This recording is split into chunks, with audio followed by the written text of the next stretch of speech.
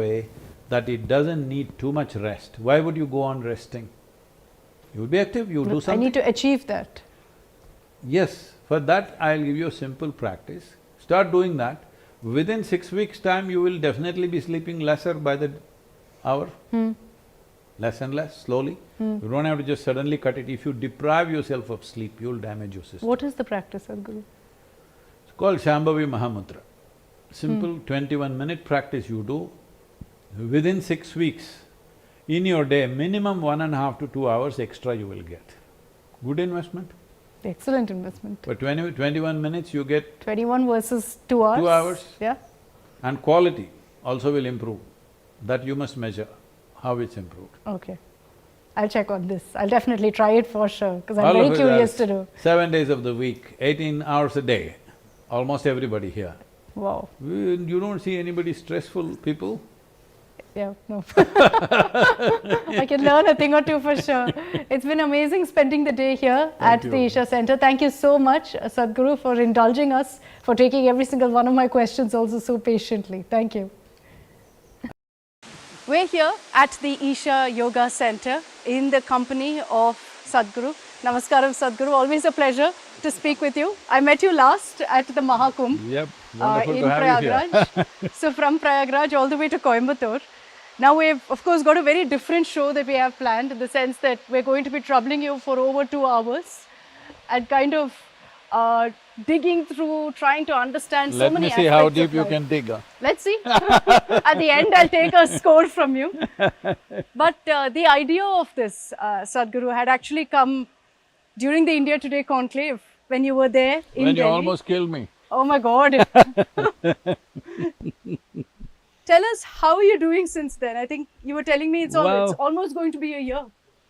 Medically, the doctor said, I should not drive for 1 year and should not ride a motorcycle for 2 years. You just drove up here. But not here, but after 19 days after the surgery, I was driving. In 3 months, I was riding to test myself out. I rode intercity rides, over 11-hour rides in United States. I was riding in minus 14 degrees in northern part of America. And recently, 5 days ago, I rode from Bangalore to here. It was just before the Makar Sankranti, where the entire highway from all the way was like city traffic, crazy, wrestling with a motorcycle. But that's challenging yourself. But is yeah, it also I just want to pushing see yourself a bit? No, I'm just wanting to see if I can, be normal. In every way I'm normal, no medication, nothing. Generally, the doctor said there will be some faculty loss or cognition loss. I don't think I have it, any kind of loss. Absolutely I'm fine. not, yeah. Only thing is, my average sleep has always been 3.5 years, 3.5 hours a day. These days I'm sleeping a little more. In That's between, a good thing. in between I came to that place where I would naturally wake up at 3.5 hours. But now somehow I'm sleeping 5.5 hours, which I think is these initiations right now, Samyama is going on. These initiations… energetically if I do something, I'm sleeping more. That means I'm not fully normal. But you're telling me 3.5 hours of sleep is normal? Isn't that abnormal, Sadhguru? No. See, the thing is, you take a buffalo as a standard and then you say that's the normal. Don't do that. A human being, 24 hours what you have, you can't fulfill your potential in 24 hours, even if you have 100 years of life. Yeah. So if you sleep 8 hours a day, 1/3 of your life you're sleeping it out. Huh? I sleep 8 hours a day. 1/3 is gone. But it's a good way to spend your day, you're sleeping. No, who said it's a good way? You're dead. You're dreaming, you're calming your body. You're dead. Essentially, your body needs 1/3 of the time maintenance. Suppose you had a car where 10 days in a month it needs maintenance. I throw it You away. get it out, get rid of it, right? So that's what you're doing to yourself. Why is it needing so much maintenance? We must look at it. You do some simple practices that I tell you and eat the way I tell you, you will sleep half of what you're sleeping and still be fine. Okay, I'll Because test it out tonight. body needs restfulness. Body does not need sleep. Sleep is death. I'll test it out tonight, Sadhguru, after this conversation. Only one day. We're going to talk of mindful eating. We're going to talk of spirituality. And just to revisit again, Sadhguru, what happened then last year. How did you feel? You were at the India Today conclave. The doctors had advised you against it. But you chose He to was be there in the event, he was so scared that I'll collapse right My there. God. But you chose, and I remember meeting you then. I had no idea that anything was wrong. I've met you before, I met you then. Everything seemed perfectly fine. So when I first found out that something had happened, I think this was 3 days after, I was shocked. I said, how is that possible? See, they started 6 weeks ahead, sometime in February at that time, because Mahashivratri was 8th of March. 6 weeks ahead of it, I started having excruciating pain. Then I knew there is pressure in the brain, something happening, some leak, whatever it is. I had a few knocks here and there, trying to headbutt the ball very hard and things like that. So I knew something has happened, so I kept my schedule in US 1 month free. 16th of March, that night I was supposed to fly to United States. That is the day I was at India Today. But then there were so many events continuously, I went through that. Then Mahashivratri, I was in pain, means my right side was all paralyzed. I don't take painkillers because if you take painkiller, then you don't know what's happening with you. It just masks everything. Right. Then after that I traveled to Chennai, then to Delhi, some event previous day, and then I tried to excuse myself out of your event from India Today. I said, I have some family emergency, I need to go. They said, no, Sadhguru, without you, how everybody's bought tickets because you're coming. Then I said, okay, I'll do it, but the doctor put his foot down and said, no way you're going to do this. And he came for the event. He was so scared. So at the end of 45 minutes with Shiv, we were doing this, and by then we knew that my median has moved about 8.5 millimeters. He said 8.5 is dangerous, 12 is fatal. So as I was doing the interview, I was in excruciating pain, but then my left leg started acting little funny towards the last 10 minutes. This was on stage? On stage, my left leg was little going like that.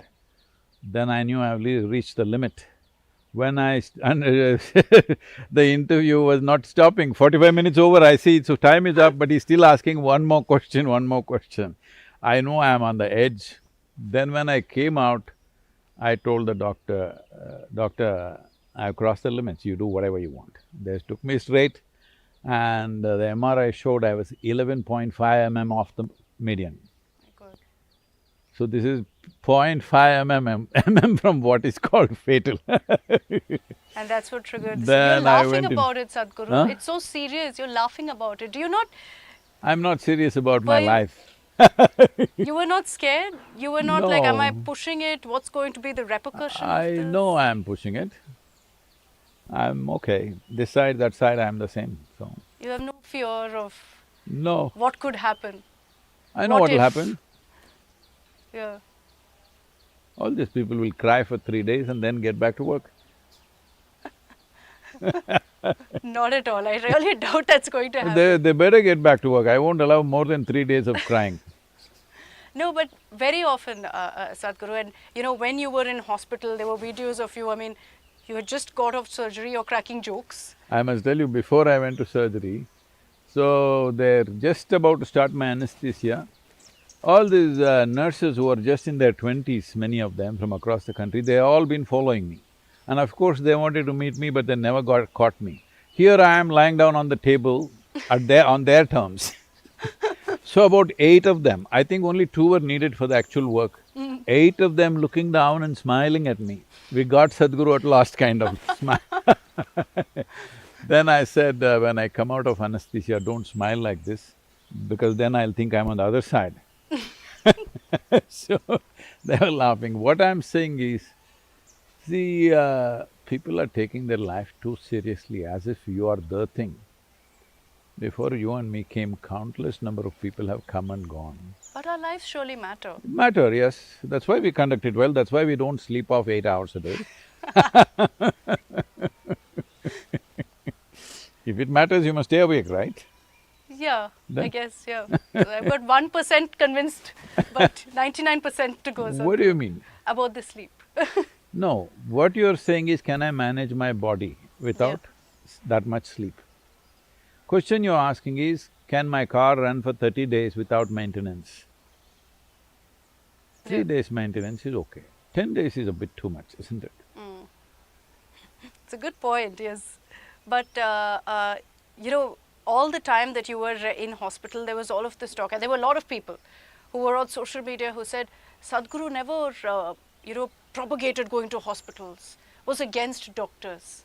I never And said that. These are all people who make up their own theories in their heads. Anybody who comes to me, I will also say, first seek medical attention, then you come here. Recovery from that surgery or whatever, we will help you and we can help you, definitely. These are… these are people who are just wanting to say something. Their thing is eyeballs. They have no marbles in their head. They are saying something. Ask them to pull out one statement where I've said, don't go to the hospital. One sentence somewhere in this 40 years that I've spoken. No, there is no one sentence. But they manufacture this because they have such an agenda against anything that is of spiritual nature. Maybe somebody has said it, I don't know, maybe they have said it. I've never said it. yeah. They're equating everything painting with one brush. I think that's also because many believe that, you know, if you're someone who follows yoga, if you're someone who talks about Ayurveda or someone who talks about natural healing, that means you're against allopathy. See, because they are all aligned or, but to say, loyal to some system. I am not loyal to any damn system.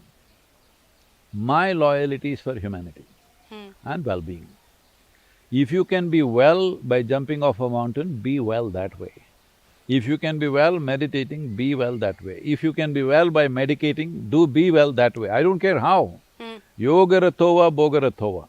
Either with discipline or with pleasure or with nonsense, if you can be really well. Well does not mean just being in pleasure. Well means your life is full on. So when I talk to you about, I'm sleeping extra 1.5 hours, 2 hours extra and I'm concerned, that means I'm not really well as I want to be. Because needing more maintenance. Yeah. But what keeps you well, Sadhguru? Life, What about life? how lit it is. Whether your life is lit or flickering. I've Yeah. flickered for a couple of times, but I'm lit always. You're happy, yes. It's not just about being happy. See, happiness is not a goal, happiness is a consequence. If you keep yourself in such a certain way, happiness will be a consequence. Say like this, I'm looking at how my chemistry is. My chemistry, I always keep it in a blissful condition. People think I'm blissed out because of something, no. I'm blissed out because my chemistry is always… I'm managing it in a blissful way. So in this, how you breathe, how you sit, how you stand, how you sleep, everything is involved, all aspects of life involved in this. So you have to be conscious of everything. Arey, this is the privilege of being human, you can be conscious of everything. But isn't it hard? It's not hard. If you're trying to be mentally conscious, it's hard. Otherwise, how do you know you're alive right now? It's a tough question, but I'm It guessing is I'm not breathing. tough. No, only I can't be- imagine myself in any other way, No, let's no. put it that way. When you're sleeping, which is you're saying your favorite time, do you know that you're alive? Not really, no. No, you don't know. Yeah. So only because you're conscious, you know that you're alive. So the basis of your life is consciousness. Question is how conscious? That's all. So do you want to be as conscious as a human being can be? Or do you want to be at a lower level of consciousness? That's all the choices. So if you're fully conscious, if you need to meditate, you'll meditate, if you need to medicate, you'll medicate, if you need to do this, that, whatever, or somebody need to crack your skull, you get it cracked because it's needed at that moment. If I had that 1 month break I had kept was because I thought I'll go to United States and fix myself, I would have. It's just that it got little too late. You pushed it. I pushed it a bit too much because the dates were like that and there were commitments. And you know, you're someone, of course, who If I had says, left 15 days early, yeah. I wouldn't have gone through the surgery, I would have fixed it. But do you regret that? No. Because I'm sure you, I mean, everyone, we talk about fixing yourselves, prioritizing yourself. Did you not prioritize yourself? I'm never the priority in my life, never been. But is that a good thing, Sadhguru? I mean, Good shouldn't or one bad, prioritize see, oneself? good or bad is according to your values. For me, my life is about what I'm doing, it's about the people who are involved. Because they are pitching their lives into whatever I have offered. My life is about that, not about me. If it's about me, I wouldn't be working like this, I would be doing something else for who I am, for what I am capable of. I could run a business, I could run an industry, I could run anything. I could run a nation if you want. I'm not bragging about it. Are you considering it? No. I've chosen this and this is it. This is not because of anything else, because I see many things you can do in the world. You can enhance the economy of the country or the world, which is very important for a whole lot of people still.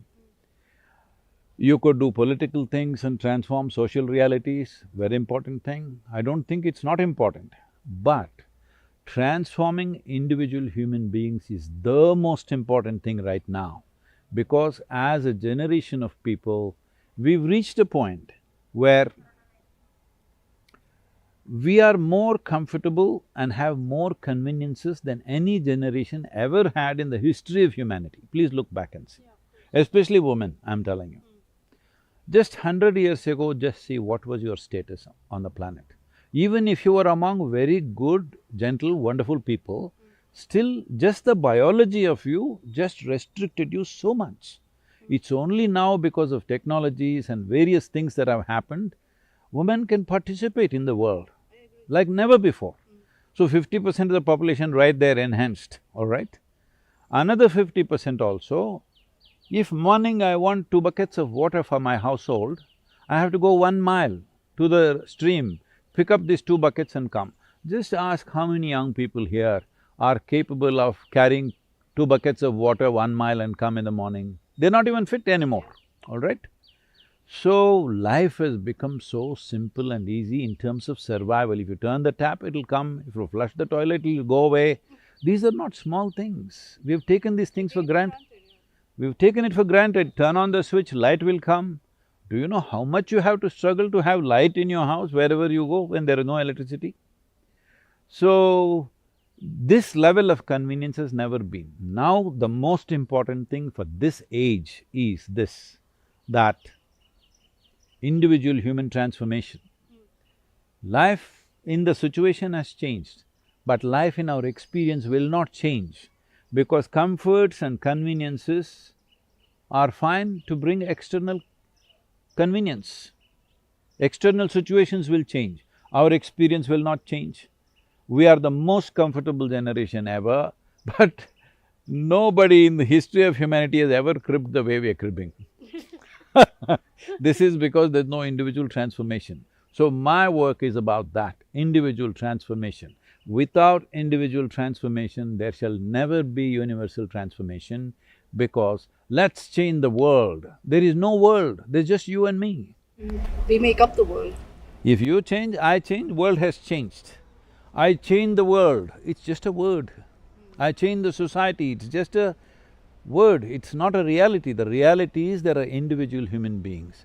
But you can change the world by taking out a procession for 1 day, shout slogans for 2 days and done with it, all right? Individual transformation if you take up, your life is gone in that. That's where I am. Individual transformation. Yes. So Sadhguru, you spoke of individual transformation. When would you consider an individual to be transformed?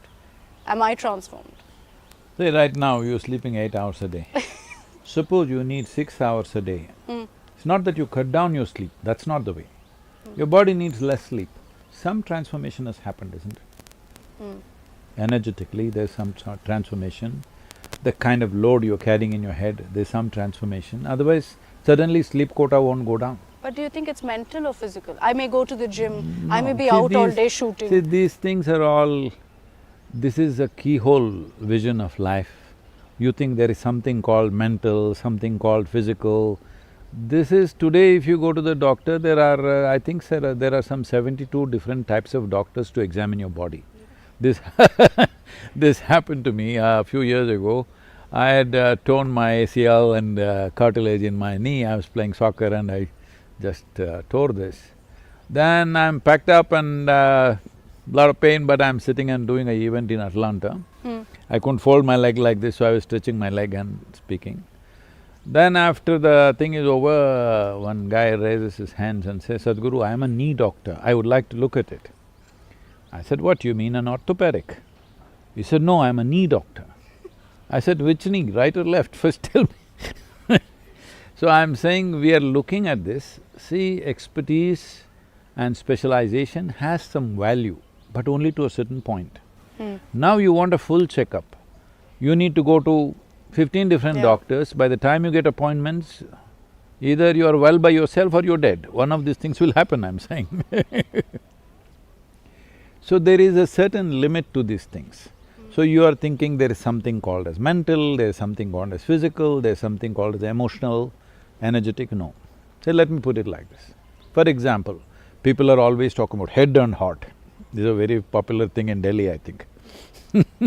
Dil se bolta hai, Delhi wale. Dil se Delhi. Okay. So, I'm asking you a simple question. Suppose I think you're a horrible person, will I have sweet emotions towards you? No, I'll have nasty emotions towards you.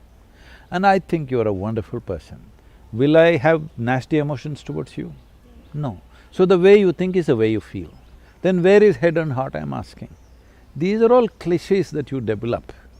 Don't go by that, just observe yourself. Don't go by anybody's philosophy. Just observe this and see. If suddenly body needs 2 hours less sleep, something is transformed, isn't it, whatever that thing is? And you are a composite life. These separations are only for the sake of understanding and explanations. Don't take them as reality. See, like the same thing right now. Environment means Delhi people are only interested in air, they're not interested in the other things. So Yamuna is filth, all right? It's a gutter, literally. Place where Krishna played. All kinds of romance we have in our culture about Yamuna Tira, what all happened. Yeah. But go there and see, it's a gutter, literally. Yeah, very true. So, we are only concerned about air because whatever. It's all over. Yes, and now we are talking about all these things. Essentially, air means, is there any problem with purity of air here? So there is air pollution is just urban population's problem. Urban areas on the planet cover only 1.23% of the planet's space. But they are controlling the narrative, big time. The real problems of soil, water, humidity, these are genuine problems which is going to hit humanity in a massive way, not just humanity, every life, which is already hitting. In the last 50 years, 78% of the soil on the planet has lost 30% of humidity. This means probably zillions of organisms are dead, thousands of organism species have gone extinct, but we can't count and we don't care. We are worried about Delhi air, just move out of Delhi air, what's your problem? But isn't that a result also of urbanization? Isn't that a result No, it's very wrong. Urban people not living right? Like air pollution, while it may not affect everyone here, it does not just affect Delhiites, but doesn't it also have like a ripple effect, polluting other elements? I am not saying no, I am not saying air is not an important thing, it's very important, all right? I am just saying the narratives are controlled by urban people. All the other people who live across the planet are not important. See, right now, according to whatever data they are saying, 72% of the world's investment is in about 30 cities on the planet, all right? So all people have converged like this in one place, you think is out of love? They're all living together, millions of people in one place? It's need. Not need, greed. It's greed. Yes. Otherwise, why are you all together? But the world is defined this way, no, Sadhguru. If I chose to move out of Delhi, and I'd be happy to, but I have to work, I have to build my career, I have to make a name for myself. Yes, you That's can. how the world is. You can build your office itself outside of Delhi. There's technology. Yeah. I'm not saying you must do this or that, I'm just saying the narrative is captured by the urban population. So they are talking one kind of language. Now, till we make energy production into a different mode, right now most of the energy is produced by burning coal or diesel, all right? That's a fact. Nuclear is there, but only a small percentage, I think 7–8%. All solar, wind, this, that, everything, maybe less than 5–6%. Yeah. That's where it is. So now you have an electric car, quietly it's charging in your house, but somewhere else something is burning, right? For this electricity to charge your thing. Yeah. And also, if you take, let's say, 1 kilogram of good coal, its calorific value what it is, or 1 liter of diesel, let's say, what it is, how many calories of energy it can produce, when you convert it into electricity, there is serious loss. And in transmission losses in the world are counted to be about 30–40% loss across the planet, just the transmission.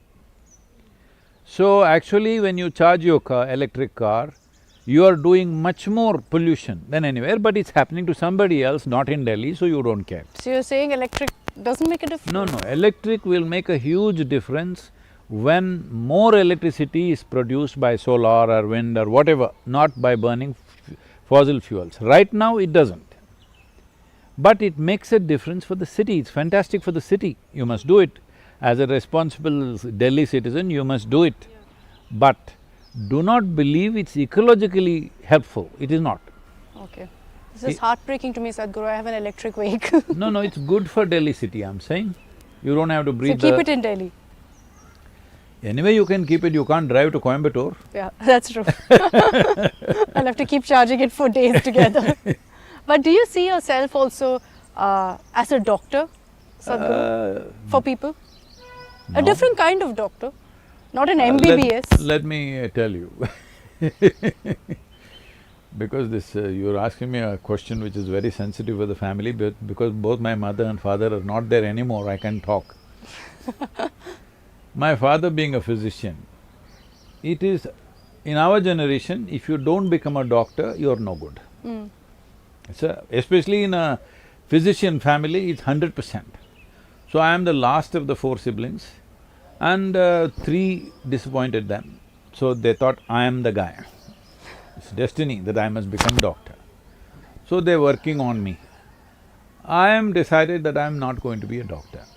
Not because I have any problem with that, but that's not what I want to be. It's not your calling. What do you want to be? I don't know.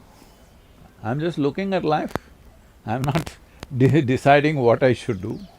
So when the time comes to make those decisions, they say you become doctor, because my father being a central government employee, he's got a seat in a military college and in Pune they got admission for me, please go, please go. I said, no, I'm not going to be a doctor. Then they say, okay, then you join this engineering college. I said, see, you don't know what you're talking about. If I say no doctor, if you tell me become a veterinary doctor, become an Ayurvedic doctor, become a Siddha doctor, become a Unani doctor, at least become a witch doctor. No, you say engineer. So you don't know what you're talking about, don't tell me what I have to do. So I must tell you this, a few years ago this happened. I was in Detroit and I was talking to a group of people that, we have a yogic hospital here. This is almost 20 years ago. So about 12 doctors from the Michigan area, they all came here to the yoga center. On day 3, I have not seen them, they've been here, and on day 3, somebody comes and tells me, Sadhguru, they're all very angry, they want to leave. I said, what happened? You don't know, it's best you see them. Then I come to see them. Then I asked, what is the problem? They were all looking sick like this. When somebody is angry, I think they are sick. Or they're working towards it. There's enough proof, there's enough scientific proof. If every day if you practice misery, anger, frustration, jealousy, you will become sick, there is enough proof about that, all right? Chemically you're getting poisoned. So they were all working towards sickness or sick already. I said, what happened? They said, you told us there is a yogic hospital, there is no hospital anywhere in the premises. I said, oh, this is a problem. There were over 60 patients at that time with us. I make good use of the patients. Your idea of a hospital is a nice clean bed and this thing and pretty nurses walking all around. Everybody wants to be sick. You want to lie in bed. Yeah. So I said, see, I put these sick people to good work. We give them some practices, we give them some medication, which is Ayurvedic and Siddha, largely Siddha medicine, and I put them to work because one of the best things that they can do is connect with the earth. I put them to work in the garden, bare feet, open hands, no gloves, nothing, they work. Americans working in the ground without gloves is considered something else because it's dirt, it's not soil. For us, it's mother soil, Thai mannu, all right? But there it's dirt, they don't want to touch the dirt. So I put them because your body is just the same soil that you're walking upon.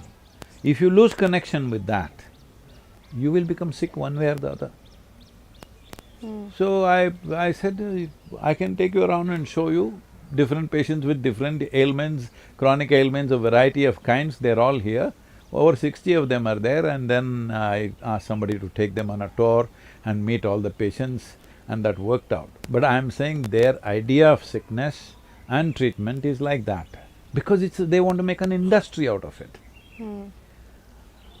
I want to make an industry out of well-being.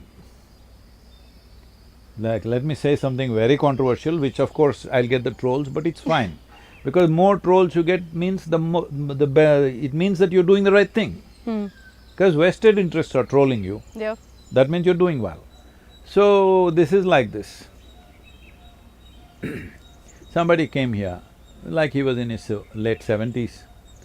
He was here for 2 weeks or a little more than that, and then he wanted to see me. I said, okay, and then he said he was with Anandamayi to start with, then he was with J. Krishnamurti for a long time, then he spent time with U.G. Krishnamurti. You heard all these names or no? Yeah, I've heard of Anandamayi. Not U.G. Krishnamurti, No. J. Krishnamurti you've not heard? J.K. you've not heard of J.K.? No, JK no. Oh my God, okay. You're one of the very famous philosophers of the time. He spent time with J.K., U.G. Krishnamurti from Bangalore, he was also reasonably popular. And then he spent a lot of time with Rajneesh, and now he's come here. And he also spent time with some Western teachers, spiritual teachers. And I said, okay, I met him. They said, see, I've been with all these people, all of them have contributed something to my life. I value all of them. But you are the only one who has a spiritual factory here. What do you mean? Said, I see every day people come in, a busload of people come in, they go through some 2-3 days of process, when they're leaving, they're all jumping and exuberant like this. It's like a factory. I thought this is a good idea, and I told our people, I think we should change the name, Isha Spiritual Factory. No Sadhguru, no Sadhguru. Because a factory means what? A process is set and the result is consistent. It's not a negative word. What does factory mean?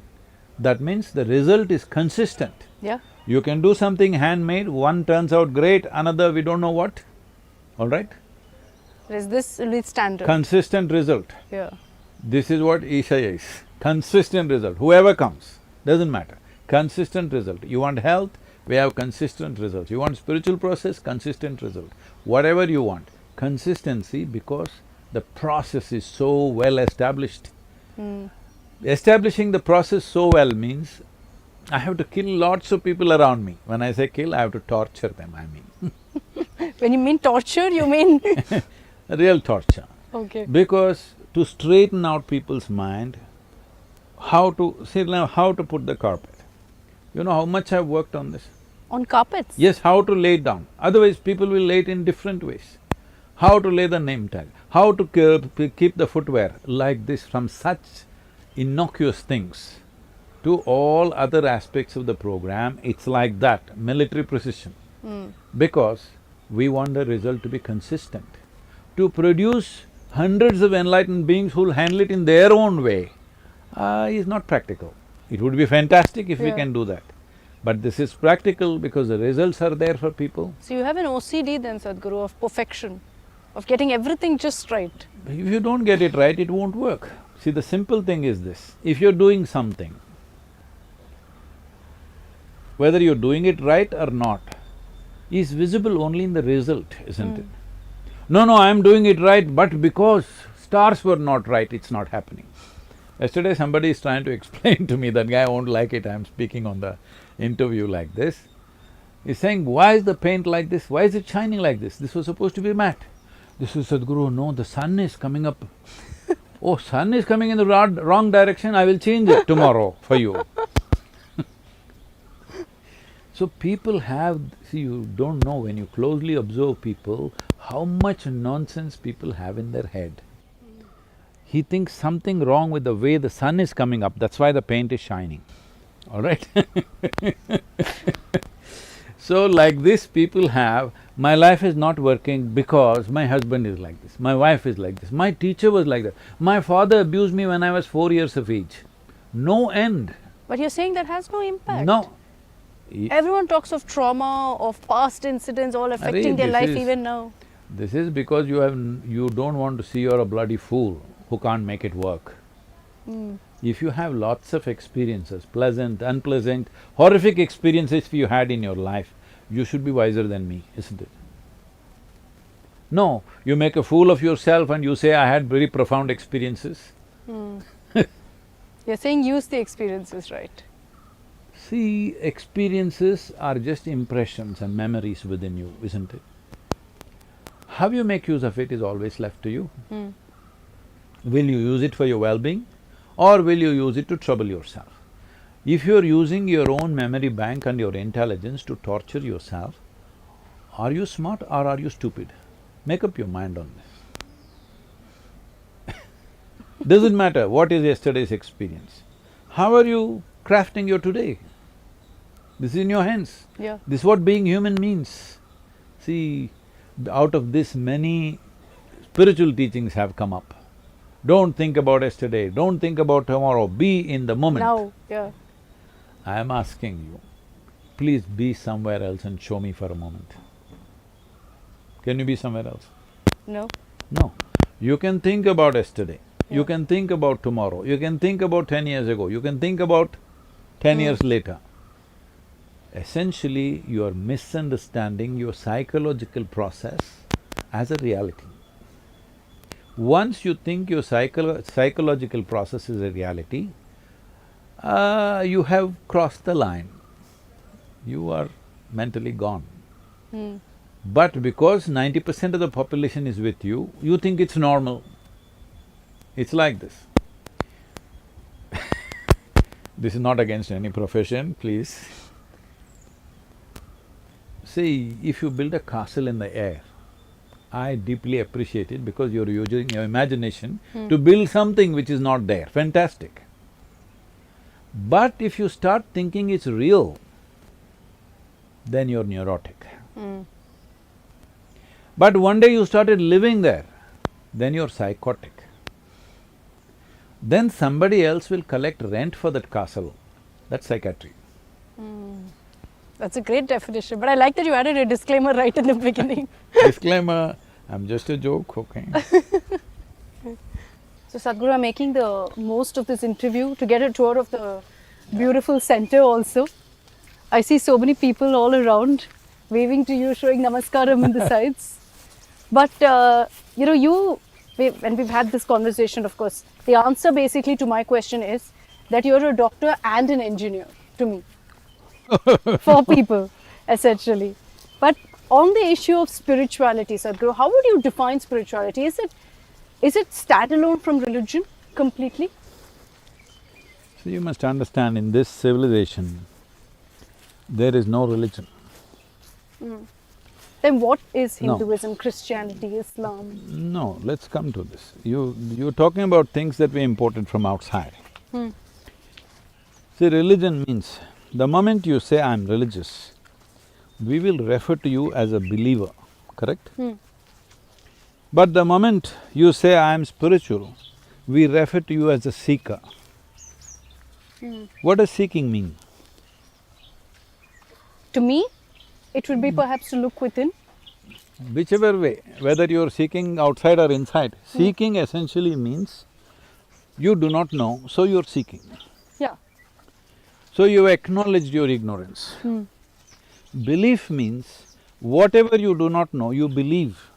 That means you are covering your ignorance with something. That something might have come from some god that you believe in, maybe their messengers, or maybe a book, maybe your father and mother, or maybe your neighbor, or maybe social media. We don't know where you got the stuff from. But you're trying to you're trying to build a bridge over a chasm that you don't know how to cross, an imaginary bridge.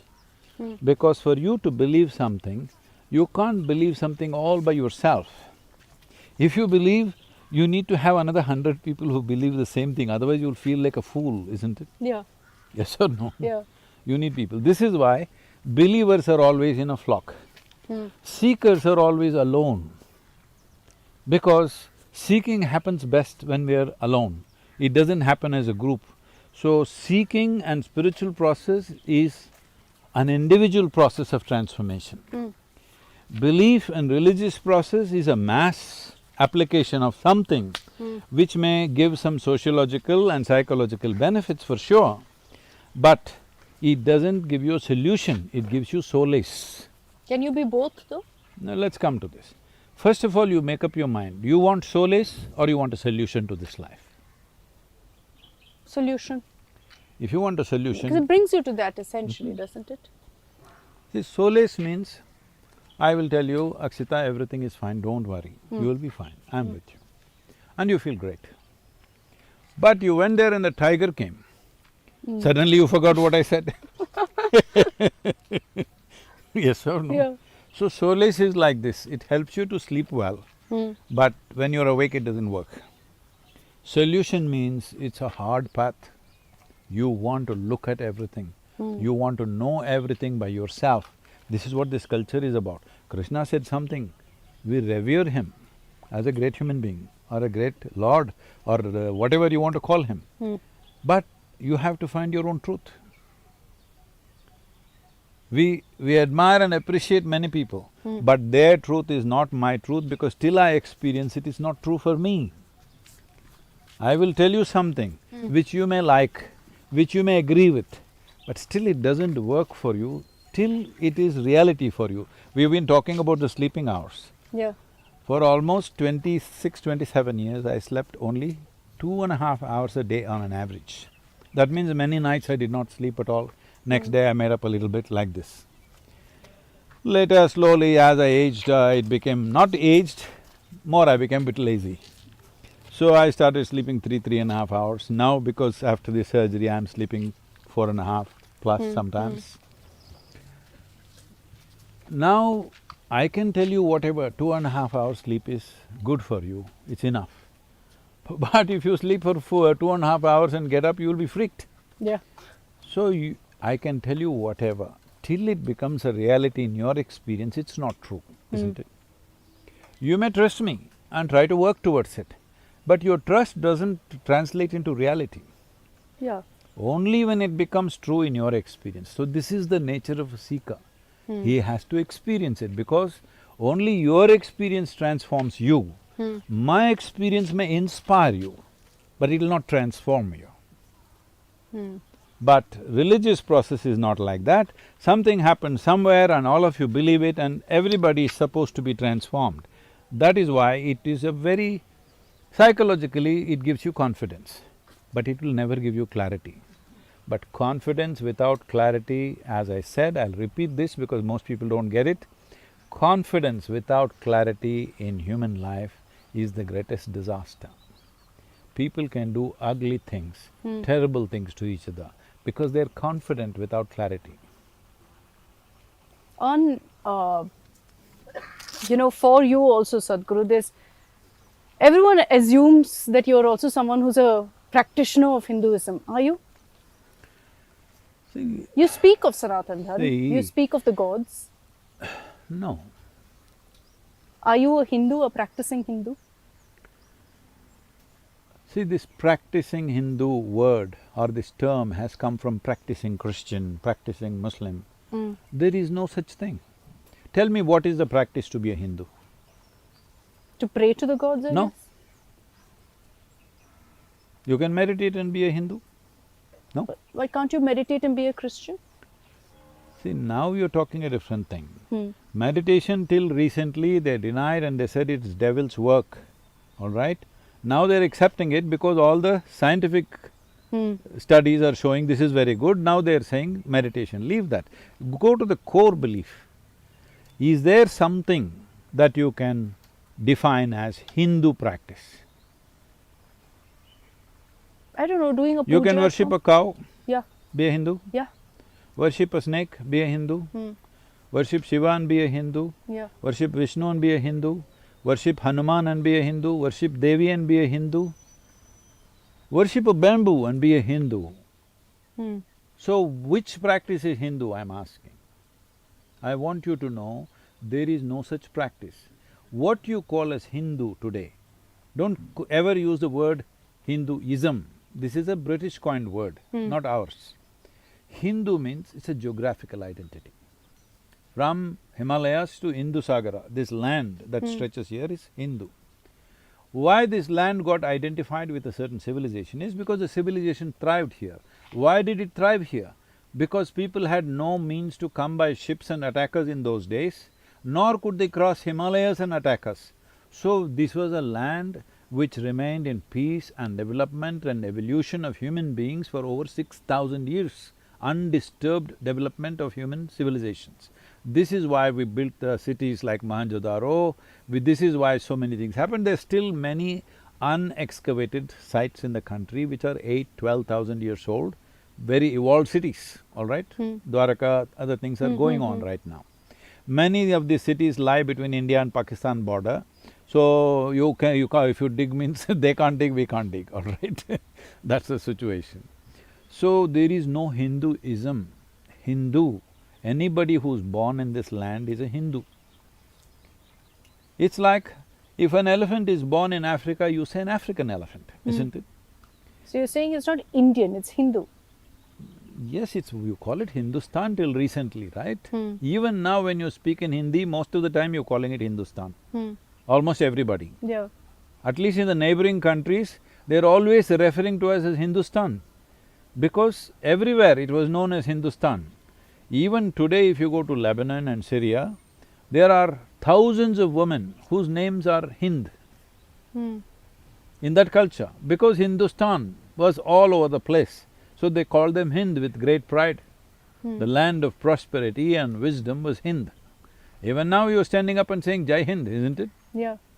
So let's not mix these things up. There is no Hinduism, Hindu land. Anything that's here is Hindu. It's not a religious identity, it's a geographical identity. Then there is something called as Sanatan. The word Sanatan literally means unlimited or, forever. What is forever, tell me, in this world? You are forever? No. I am forever? No. What is forever? Maybe ideas? Oh, your ideas? People Not who had mine, ideas… not so much mine, no. Anybody's ideas. 1,000-year-old ideas are all rejected today. All parents' ideas are rejected by the children. Yes or no? Ideas are just made up in our heads. What is forever? So there are certain basic laws which govern our existence, which are for always. So in this culture, we divided Shrutis and Smritis. Shruti is a tune set by the existence. If you understand the tune, Smriti is by memory. Now your parents taught you a language, your parents taught you how to dress, a culture, a certain way to be, certain way to eat, many things. The color of our life is our culture, all right? This is Smriti, this is only by memory. If I remove your memory, then you don't know how to dress, you don't know how to eat, you don't know, all right? You don't know who your parents are, who your children are, you don't know nothing. Because that's all memory, that's Smriti. So this is the only civilization which divided this in such wisdom. There are Shrutis which are eternal laws, and there are Smritis which generation to generation we make up according to the situations in which we exist. Whatever our parents taught us, we don't do the same thing. We adjust it to the realities of today. And that adjustment, if it becomes concretized, the next generation, your children will feel you are an ancient creature, all right? So why you look in the ashram, just see, most of them are young people. Yeah. Normally, spiritual centers are supposed to be full of old people. Just see, everybody is young people. Yeah. Why? Because I am not from Smriti, I am from Shruti. I am in tune. So, young or old, they feel completely in tune with what is being done here. Oh. So, this, what is in tune with everything in the existence is Sanatan, that's always going to be there. Whether you are there or I am there or nobody is here, no human being here, Sanatan is here. So it's… if… Let me say this. Sure. So, in trying to codify that, to put it down to paper, to put it down to people's understanding, certain things are done. Truth cannot be digested by most people as it is. Most people can't take a pill unless it's sugar-coated, isn't it? Even though it may save your life, you cannot take it. So, when it's expressed, you need to express in poetry, language, quote it like this, like that, without deviating from the basic truth, but little quoting. So, this effort went on in this civilization, how to deliver truth to people, the different kinds of people. You are a young woman, if I say it one way, you will like it. If I say it another way, you won't like it, even if it's the truth. Yes or no? Yeah, Yes. I agree. So, for you, we have to say it one way. So we said, the Devi is there, please go to the Devi temple, fantastic things, just go and see. So that guy comes, he thinks, I'm a man. Then I say, go sit in Adiyogi. It's like this, look at the man, he is the man, all right? Like this we quoted it for different people, but never deviated from the fundamental. So that civilization became Sanatan. Dharma means not a religion. Please change this in your narrative in the media. Dharma is not a religion, dharma means a law. Yeah. The laws of nature, we observed it and said, these are the Sanatan dharmas. These are the smritis which we can change generation to generation. Basic fundamental rights in the constitution and amendments that we make as time passes. This is the only civilization which looked at life this way. Now we always compare everything with something else, which is purely based on belief. See, if you don't believe a few fairy tales that somebody tells you, that if you die, you will go to heaven and God is waiting for you, your relatives are waiting for you. That's not true. There is a party waiting for you. That's not true, Sadhguru. If that is true, why are you here? You should be gone. I still have loved ones here, no. But if the But idea and the fear of death is why… More people are waiting there. Yeah. And that's supposed to be a better place than this. What are you doing here? Delhi pollution, why are you here? Why don't you go to heaven? You are just playing with your own life in a very bad way. Things that you don't know, you are assuming. See, I have said this many times, let me repeat this. Heaven is the worst crime that we have committed upon humanity, the idea of heaven. Because if I tell you there is heaven, real life is there, this doesn't matter. How you are now doesn't matter. Real life is there with God, you will live there happily ever after. I'm just downgrading the possibility of your life here. You will not strive here to make this a wonderful possibility, isn't it? But the whole idea of what we're taught about heaven growing up, or hell for that matter, is you reap what you sow. What you do here will decide whether you're in heaven or hell. That'll happen here itself. That I agree. That'll happen right here. Do one stupid thing and see, it'll slap you back right now. Yeah, Yes yeah. or no? 100%. Then you don't have to go to heaven. See, this is all people, Bharatiyas, trying to adjust to Western philosophies. Here we told you, your life is your karma. What it means is that everything that you do, everything that you are right now, how you experience this life is 100% you are making. Situations may not be 100% you are making because other people's karmas are also there. It's a combined collective karma, all right? But how you're experiencing your life right now, are you joyful, miserable, are you pleasant, unpleasant, is entirely your karma. right here. So if you know your misery is caused by you, would you cause it? No. But you think, I'm causing misery to you, so it will continue forever, isn't it? Yeah. I'll cut you off. Arey, you may not be able to cut me off. I may be your boss. Ah. Or maybe somebody else that you can't cut off. Not always can you cut off anybody, it's not on Correct. social media you can cut off. Block and unfollow. But in life you can't cut off everything, you'll have to cut off everything because nobody on the planet happens exactly the way you want them, not one person, Yeah, of course. never. Not even one person happens your way. So now is it not very important, this one person happens your way?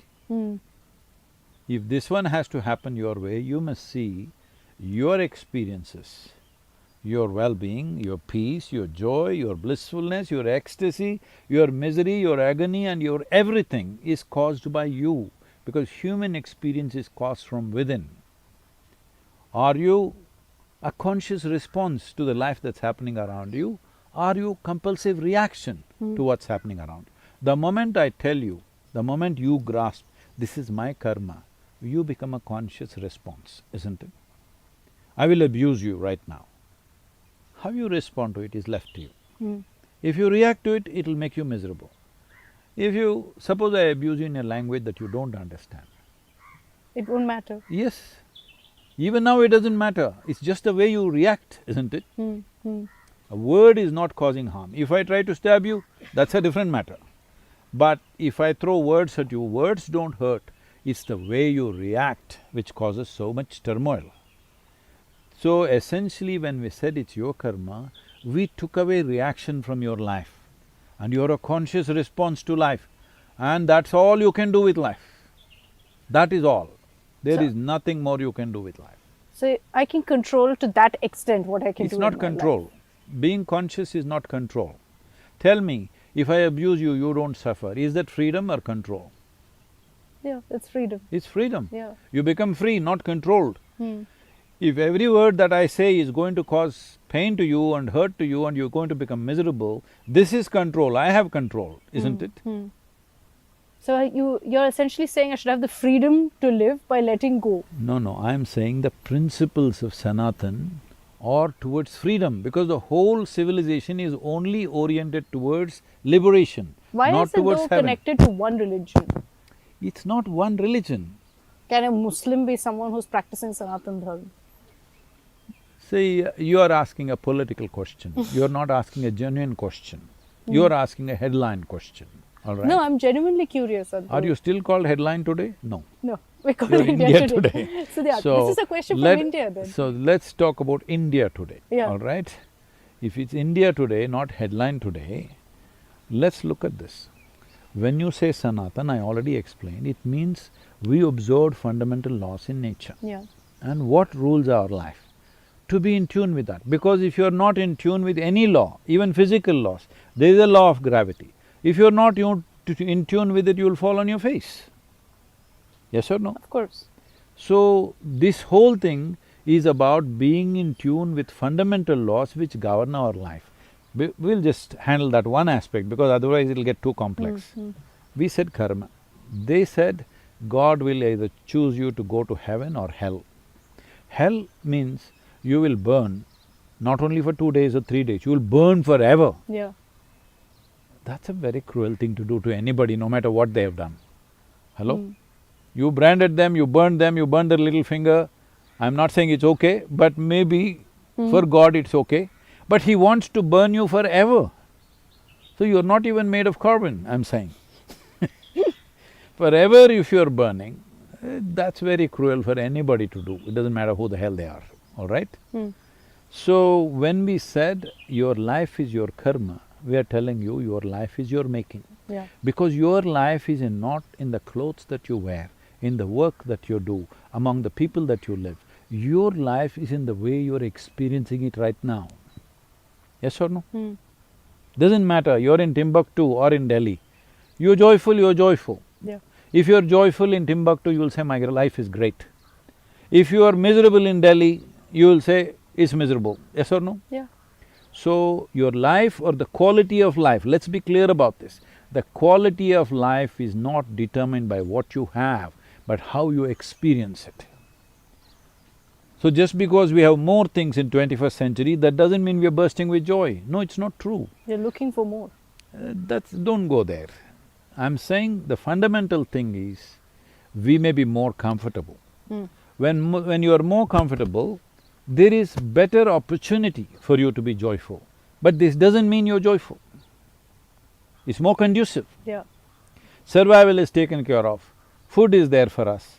See, in southern India, if you go here into the local village, they won't ask you, Akshita, how are you?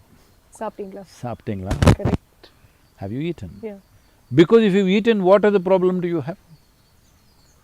I have not eaten, this is the problem. I have eaten, and if I have a problem, it's entirely my making. See, this comes from a very profound understanding that this is my karma. Right now I am miserable, this is my karma. Right now I am blissed out, this is my karma. If you really imbibe this, you become a conscious process of life. Otherwise, you will be a wild reaction, compulsive reaction. Does this settle you in 1,000 different ways? But I will tell you, live whichever way you want. One day, because every day you are praying for whatever number of days, times in a day, you are going to go to heaven. That's what you told as a kid. Many of us are, at least. Who told you? Nobody told you such things in this country. You hear it all the time. No, unless you went to certain type of schools, nobody told you this in your homes. You pray, you go to heaven. You are a good girl, you go to heaven. That is all because you studied in certain types of schools which were run by them. Otherwise, nobody told you. Can I tell you a joke? Is a joke allowed on a TV channel like this? No. No? Huh? Yes or no? Yes, yes. Yes? So Sunday school teacher is going full fire. Audience not like this, tiny tots. Catch them young policy, like they caught you young. So, in the middle of this talk, fiery talk, for effect, the teacher stops and asks, what do you have to do to go to heaven? Little Mary, who's in the front row always, she stands up and says, if I scrub the church floor every Sunday morning, I will go to heaven. Absolutely. Another little girl says, if I share my pocket money with my less fortunate friend, I will go to heaven. Correct. Another little boy says, if I help my friend who is in difficulty, I'll go to heaven. Correct. Little Tommy in the back bench stands up and says, you got to die first. That's a qualification. Hello? First qualification for you to go to heaven is you must die first, all right? What's in heaven?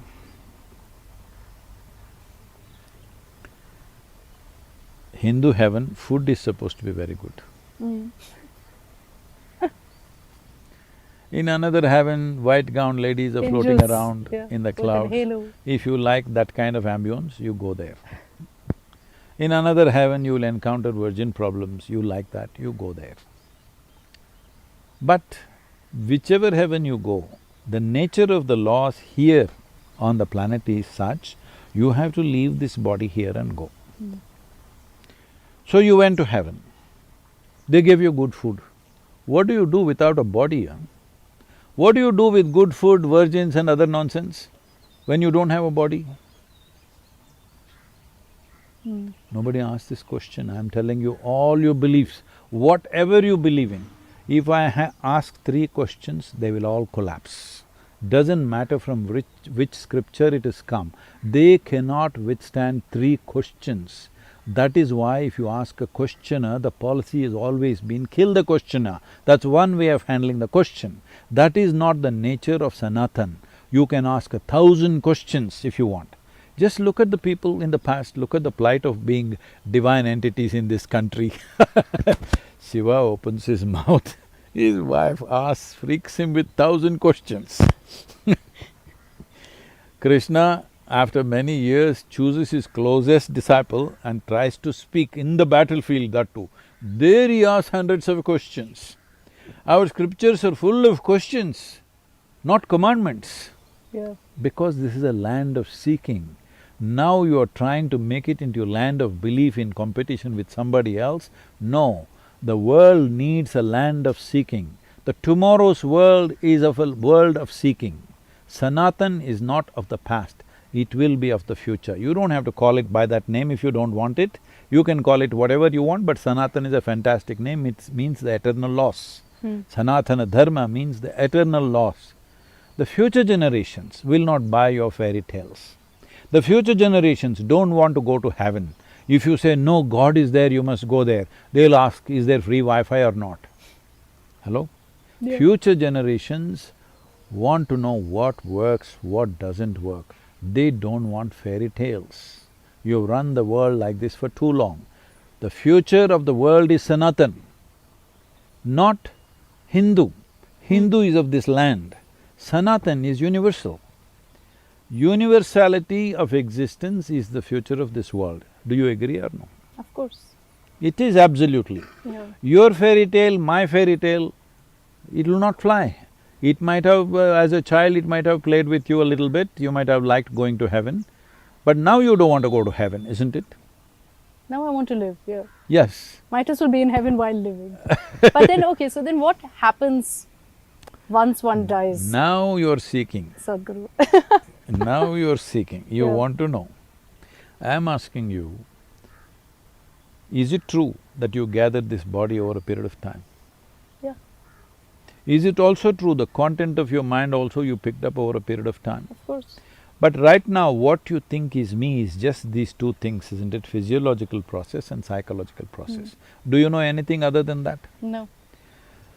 If you have to gather these two processes to this extent that you have gathered, there must be something more fundamental. So when you are living here, if you don't know what is the nature of your existence, how the hell will you know what happens after death? Now is the time to know. Beyond this body, beyond this mind, what am I? If you know this now, this is called spiritual process. It's a very contaminated word right now because everybody's used it in so many ways. Spiritual means something beyond your physicality. There is something beyond this physicality because physicality is just a piece of the earth that you gathered. If that doesn't come into your experience now, how to teach you after death? But Now is the time, you must stay back. yeah. But if we speak of death and in today's times, do you think the emotion or how death is perceived is very different from how it was? They can perceive whichever way they want, they'll die. I wrote a book called Death, Of you course, know this? yeah. Death, this is a book only for those who die. That's everyone. Oh, I'm glad you get it. We have crematoriums, we have about 15, 16 18 crematoriums in Tamil Nadu. We are the best run crematoriums. Why is it important? It's very important that when you die, how those things are conducted. One thing is dignity. Yeah. Another thing is there are processes that you can do after you have exited the body, that these things are done properly. This culture is deeply invested in that we handle from conception, preconception actually. Preconception, how a woman should be, after conception, what she should be doing, how she should deliver the baby, at every stage what should be done, death, how it should be handled, beyond death, up to a certain time, what can we do? There's a whole science in Sanatan Dharma. These are all things we've observed from life, how life behaves and how we can influence it in a positive way. So, this started and the first one was started in Coimbatore. So I called it Kayanta Sthanam. Kayanta Sthanam means a place where the body ends. Kayanta. Kaya ends. So our boys came and asked, Sadhguru, this is fine, but we need an English byline, people won't understand. Then I say, I'm in those modes. I said, byline is, everybody is a customer. No, Sadhguru, it's too much up in the face. No, we can't do that. Then I said, okay, you're right, we shall wait. You'll anyway come one day. Yeah. We will wait, we are not in a hurry, but we know you will come. So there are some things which are very obvious. If you can't even handle those things, then what? Most inevitable. Most people can't. No, The thought of death is daunting, it's terrifying. No. That means you cannot live. And it's not even about you. I think you're most worried about how people around you will react, how your loved ones will Come cope. on, that is all excuses. It's excuses. Yes. Don't you think? No, you think if you're gone, the world will come to an end? No. Believe me, But everybody will your live loved well. ones will suffer. They will cherish you and live well, don't worry. They'll cherish you more. Yes, of course. Every time they think of you, tears of love will come in their eyes. Right now it doesn't come. They see, Akshita, what are you doing? What are you doing? What are you doing? So you cherish someone more after they go. Okay, Not so necessarily. I'm not saying it should be true for everybody. I'm saying many people like you and me, countless number of people like you and me have come and gone. Without them we are doing fine, aren't we? Yeah. What makes you think you or me are so important that without us the world cannot do? There is no such thing. We have our contributions to make, but that does not mean the world will end without us. We will do our best to live a full length of life and go. But suppose we go tomorrow, what about it? where do we go? See, now you're seeking.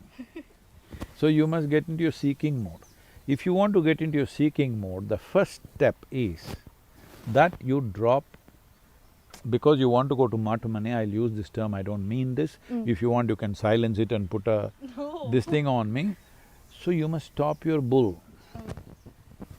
When I say stop your bull, everything that you do not know, you must see as I do not know. Everything that you do not know, you should not believe because somebody told you. Somebody told you means what? Maybe your parents told you, maybe a priest told you, maybe a book told you, maybe God himself spoke to you, I don't know who spoke to you. But you are valuing it because it's an authority, isn't it? This is the essence of Sanatan Dharma. We have no value for authority. Truth is our only authority. Authority is never truth for us. This is the nature of Sanatan, this is why everybody is a seeker. You are just in Mahakumbh, just see how many types of seekers, are there one kind? Can you say all of these people belong to one religion? No. Each guy is something else, isn't Very it? true. Yeah. So, because there is no definition, do whatever you want. The important thing is, you start moving towards liberation. Why is this important? If you sit here, you can believe fanciful things about yourself. Right now, let's say a tiger came. I was just talking, Samyama is going on, over 3,000 people sitting. First day I am telling them, no matter what happens, once you sit, close your eyes and sit for meditation, you are not going to get up. No matter what happens, till I tell you, you can open your eyes. But Sadhguru, we saw a small snake. You saw a small snake or a big one, it doesn't matter. Let's say a tiger came in. You don't have to open your eyes. What will the tiger do? Tiger eats once in 12 to 14 days. So maybe today is not his eating day, for all you know. Maybe it is. If it is, it'll only take one person. It's not going to take 3,000 people. Yeah. All right? All of you need not open your eyes. The first person who is at the door, maybe that person will go, we will see how to handle that. It's not your business, you close your eyes, you close your eyes. This is the problem, you think you are so important, you can't close your eyes for 2 minutes, all right? Here they're sitting 12 to 14 hours a day, eyes closed for 8 days, non-stop, okay? To close your eyes and sit, first thing you should see, I am not so important here. And you don't assume things. First thing is, if you drop all your belief systems, I do not know. Is it a fact you don't know a damn thing about this life? Yeah. When you're asking me, where will I go? Obviously you don't know where you came from. You don't know where you came from, you don't know where you will go, you don't know where you are right now. I don't know where I'll be tomorrow. No, not like that. You don't know where you are right now existentially. Yeah. You are in a small mud ball called planet Earth, it's spinning at a tremendous speed, the whole solar system could be moving, the whole universe could be moving, it is. Correct. In this vast cosmos, you don't know where you are. Do you have a geolocation? You may have a geolocation, you don't have a cosmic location, isn't it? So you don't know where you are. You don't know where you're going, you don't know where you came from, you don't know where you will go. You don't know nothing. If you see I don't know nothing, suddenly your intelligence will become alert. Like right now, it is light. If I ask you, Akshita, walk this way, you will walk this way. Walk that way, you will walk that way. But we'll make this place pitch dark. Then I say walk, you will become super alert, isn't it? That's a way to be your entire life. This is the nature of the seeker. You understand? Every moment, awake or asleep, you're super alert. But isn't that hard? It's not hard. It doesn't come naturally to people. No, light is on. Is it hard? It is not hard, it's But on. It takes energy. Of course it takes energy. This is why the sadhana is for generating energy, for you to be on. Lights are on because there is energy. It's a good thing you arrived at. It takes energy. Right now, as you're sitting here in a restful pose, 20% of your energy, I'm talking, you're just listening, but over 20% of your energy that you have in your system is consumed by your brains, which hardly weighs 1 kilogram or a little more than that maybe. I'll give you a little more, okay? Thank you. For this body, which may be 50 kilograms, 1 kilogram is consuming 20% or more of energy. Even if you're not thinking, even if you're not doing something serious, just restful. So, to be lit, it takes a lot of energy. This is why sadhana. Because we want to generate much more energy, not just enough for survival, but to be bright and shining. So how long does it take to actually achieve it? To get to that position? See… Is it individual? No, it's a question of voltage. You can slowly increase your voltage. Everybody who's here is all fully lit up, enlightened? No. But are they better than what they were 3 years ago, 5 years ago, 10 years ago? 100%, otherwise they wouldn't be here. Because I make sure their life is hard on a daily basis. Just in case if they're not lighting up, they will go. So the way to do it is challenge yourself. No. See, these are all cliched things in the world they're saying. Yes, with a challenge you may come awake a little bit, but tomorrow you'll be exhausted. Yeah. If you generate substantial energy, instead of being a coal-burning furnace, if you're nuclear, quietly you're producing a lot of energy, isn't it? Then your sleep quota will go down. Your food quota will go down, because with the same substance you're generating much more energy. With one atom you can do so much, but if you would burn a ton of coal, you may not do that much, isn't it? So it's a question of raising life to a higher pitch of performance. Performance not in terms of activity, performance as life. Simply, everything comes to you better thing. You just check the pulse rate of people who are practicing and see, they're all below 50. So, there is no such thing as stress in the body or in the mind. When there is no stress, naturally the sleep quota will come down, maintenance will come down, visit to your doctors will come down or disappear. These are all things which are giving you little by little freedom. This all small installments of mukti. Today I can sit here joyfully without food. Is it a little bit of freedom? Yeah, It is, right? I can sit here without sleeping. Freedom? of course. I am using these two things because food and sleep are the most compulsive aspects of your life. That's what drives you. Without that you're gone. Yeah. You'll break up. So if I can sit here without food and sleep, there must be some level of freedom, isn't it? So this is how people recognized Adiyogi. When Adiyogi first came in the upper regions of Himalayas, thousands of people gathered thinking there is going to be some miracle, because he looked like an extraordinary being. He did nothing, he simply sat. Slowly everybody melted away. Only 7 guys stayed on because these 7 disciples noticed that he is beyond physicality. Because he didn't get up to eat, drink, toilet, this, that, whatever the normal things of the body. Yeah. None of those things are ruling him. They said, we want this. This is liberation. When you're here, if you're free from the physiological and psychological process, do you know what all you can do with your life? Limitless possibilities, isn't it? So are they all there in their ultimate pitch? No. But are they few notches up? 100%, otherwise they wouldn't be here. You just ask them to… If I ask you to wake up every day at 5 o'clock, you'll run away from here, isn't it? Yes, everybody is up at 5 o'clock and they have only 2 meals a day, many of them are only 1 meal a day. They won't be here if unless something is working, isn't it? And I'm not promising a ticket to heaven, I'm making fun of their heavenly journey You're and promising heaven in life. Huh? You're promising heaven in life. No, not in life, within you. Because human experience happens within you. Whether you're in Coimbatore, Delhi, Timbuktu, heaven, still human experience happens within you, isn't it? So you can transform it here instead of thinking of going to a different geography. And where is heaven? Upar. Upparwala is a very North Indian term. ऊपर वाला सब देख रहा है. dekh rahe hain. But you're on a round planet and it's spinning. Yeah. And it's also moving at a tremendous speed. So do you really know which is up in this cosmos? Yeah. Technically, no. Not technically, no way do you know which is don't. up, which is down. You're constantly. Is it somewhere marked this side up? No, that sky is up, but you go to Australia, sky is here, is it? I'm saying you know nothing. If you realize I know nothing, you're a natural seeker. Seeking is not coming because of a teaching. Seeking is the nature of human intelligence. If you don't feed any nonsense into your head, you will become a seeker.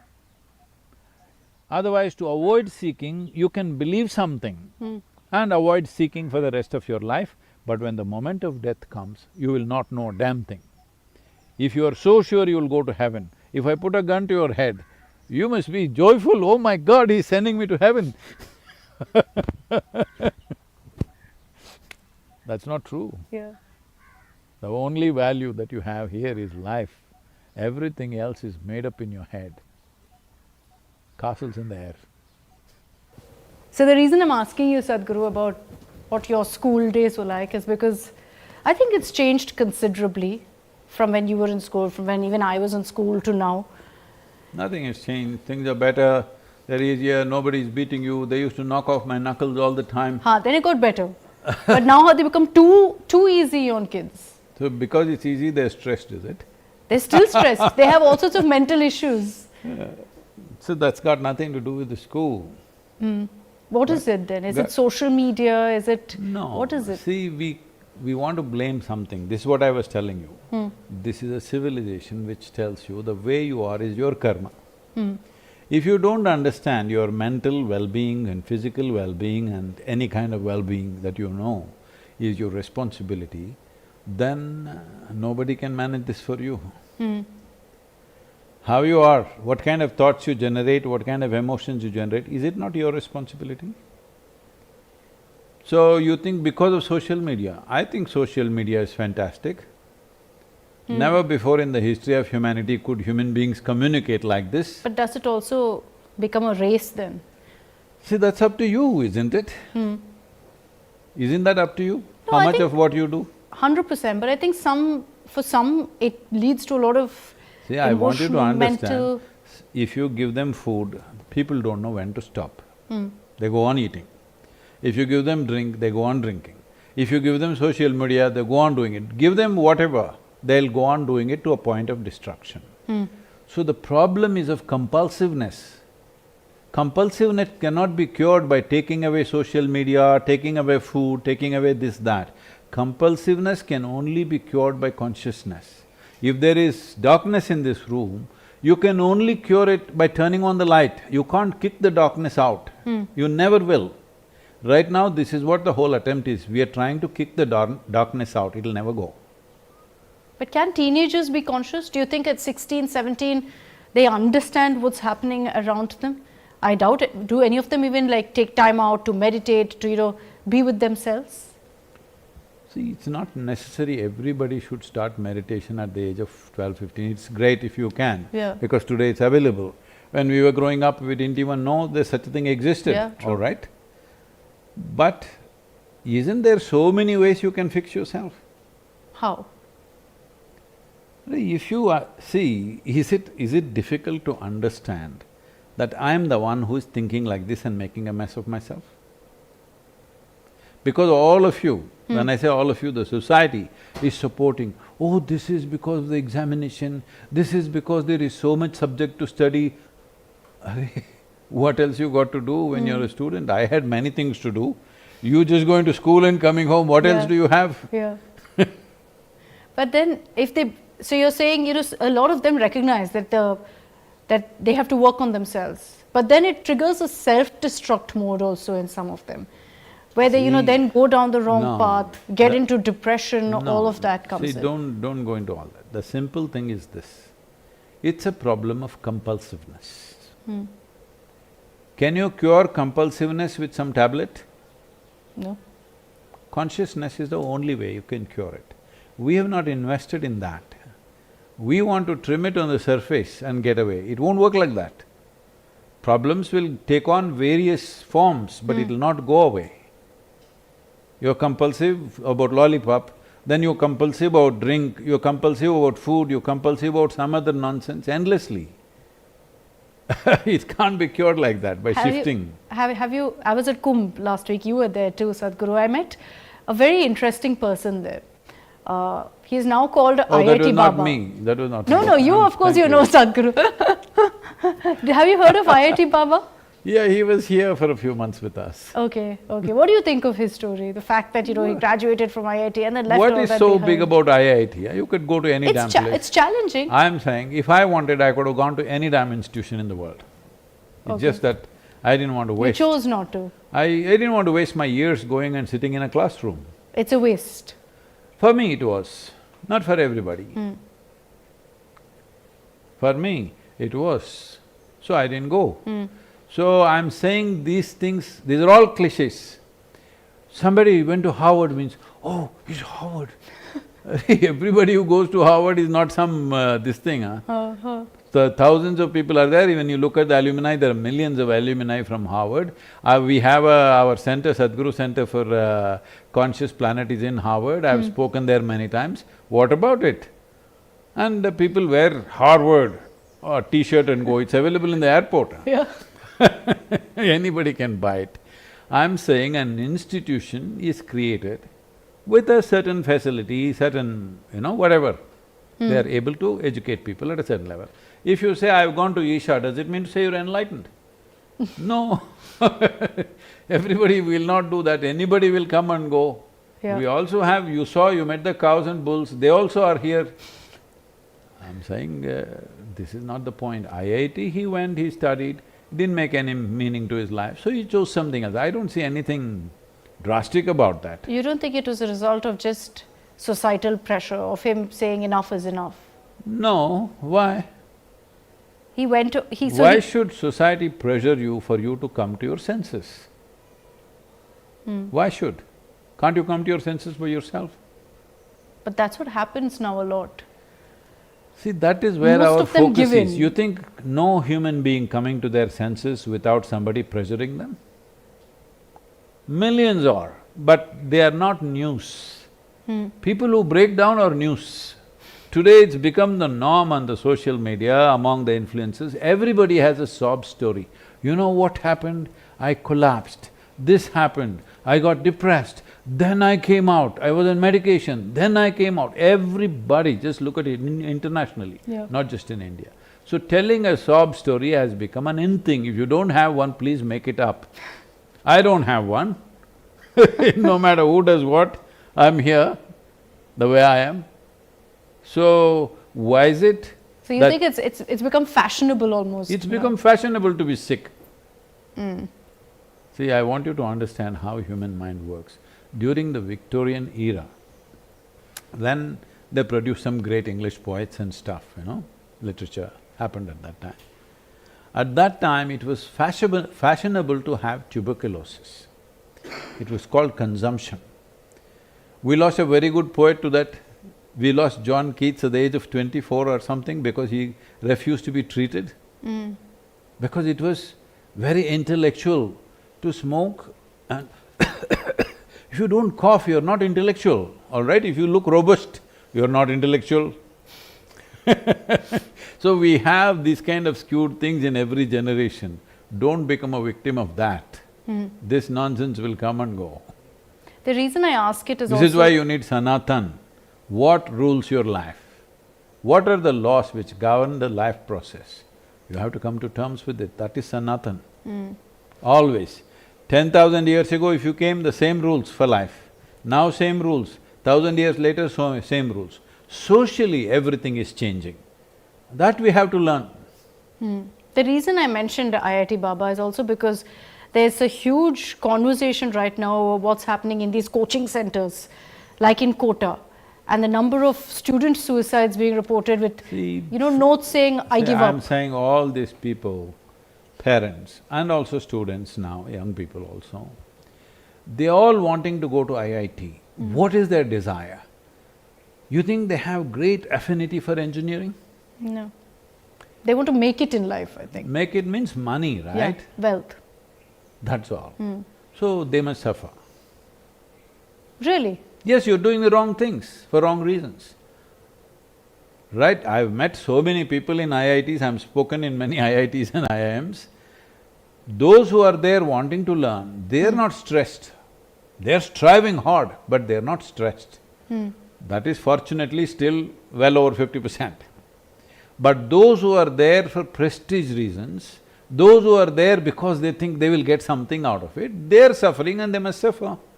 Wrong type of engineers, wrong type of doctors come out here, definitely it's a damage to life, isn't it? But isn't this a societal problem? The pressure that society puts on people to be successful? No, there is no such thing as society. There are only individual human beings. Together, all of us are sitting here, now we say this is society.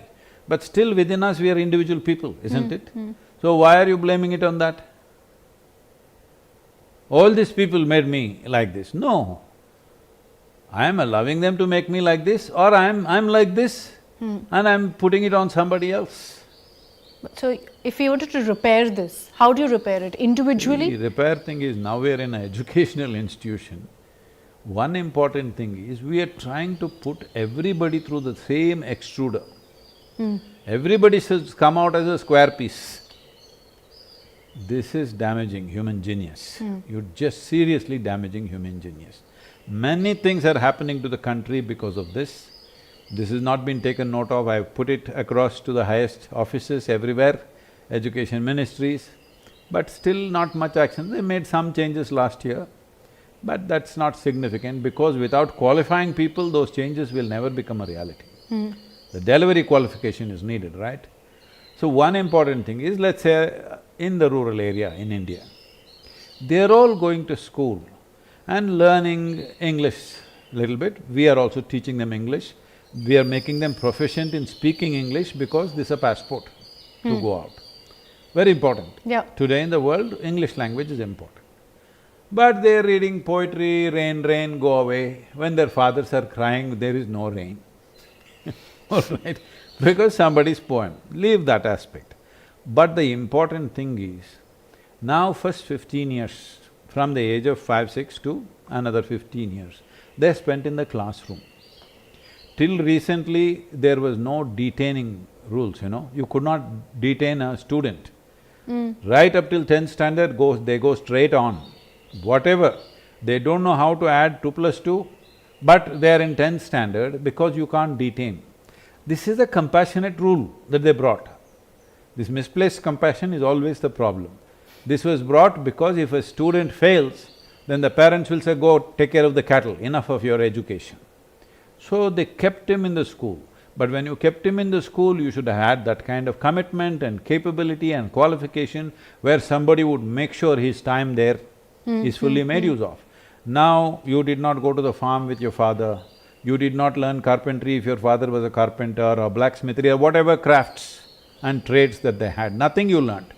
Nor did you get educated, but you have the attitude of the educated. You're wearing blue denims, suddenly, American workman's clothes in the village, all the kids are wearing, all right? I'm not saying they shouldn't, but why is the question. And now when they come out, physically they're not capable of going back to the land. Physically they're not capable of doing carpentry or blacksmithery or anything because it needs a certain resilience of strength, physical and also skill, both are not there. What do they become? They'll go and become a security guard in the city. Suddenly they can go to the cinema, they can have a drink in the evening, This becomes their life. But I'm saying their capability, their intelligence, nothing is made use of, they just put into some slot and they live in some bad slum, 15 people in one room. Terrible things happen there, it's not nice. Yeah. At least here in the village, they lived with some dignity, even if it's a hut. Yeah. Even if they lived in a leaky hut, still there was some dignity. Now what is happening is, you go and survey, if you want, we have done some kind of a basic survey. Not even 2% of the farmers want their children to become farmers. But anyway, they're not here, they're already gone either to college or to work in a city or gone to America, many of them. In this area, a lot have gone to America.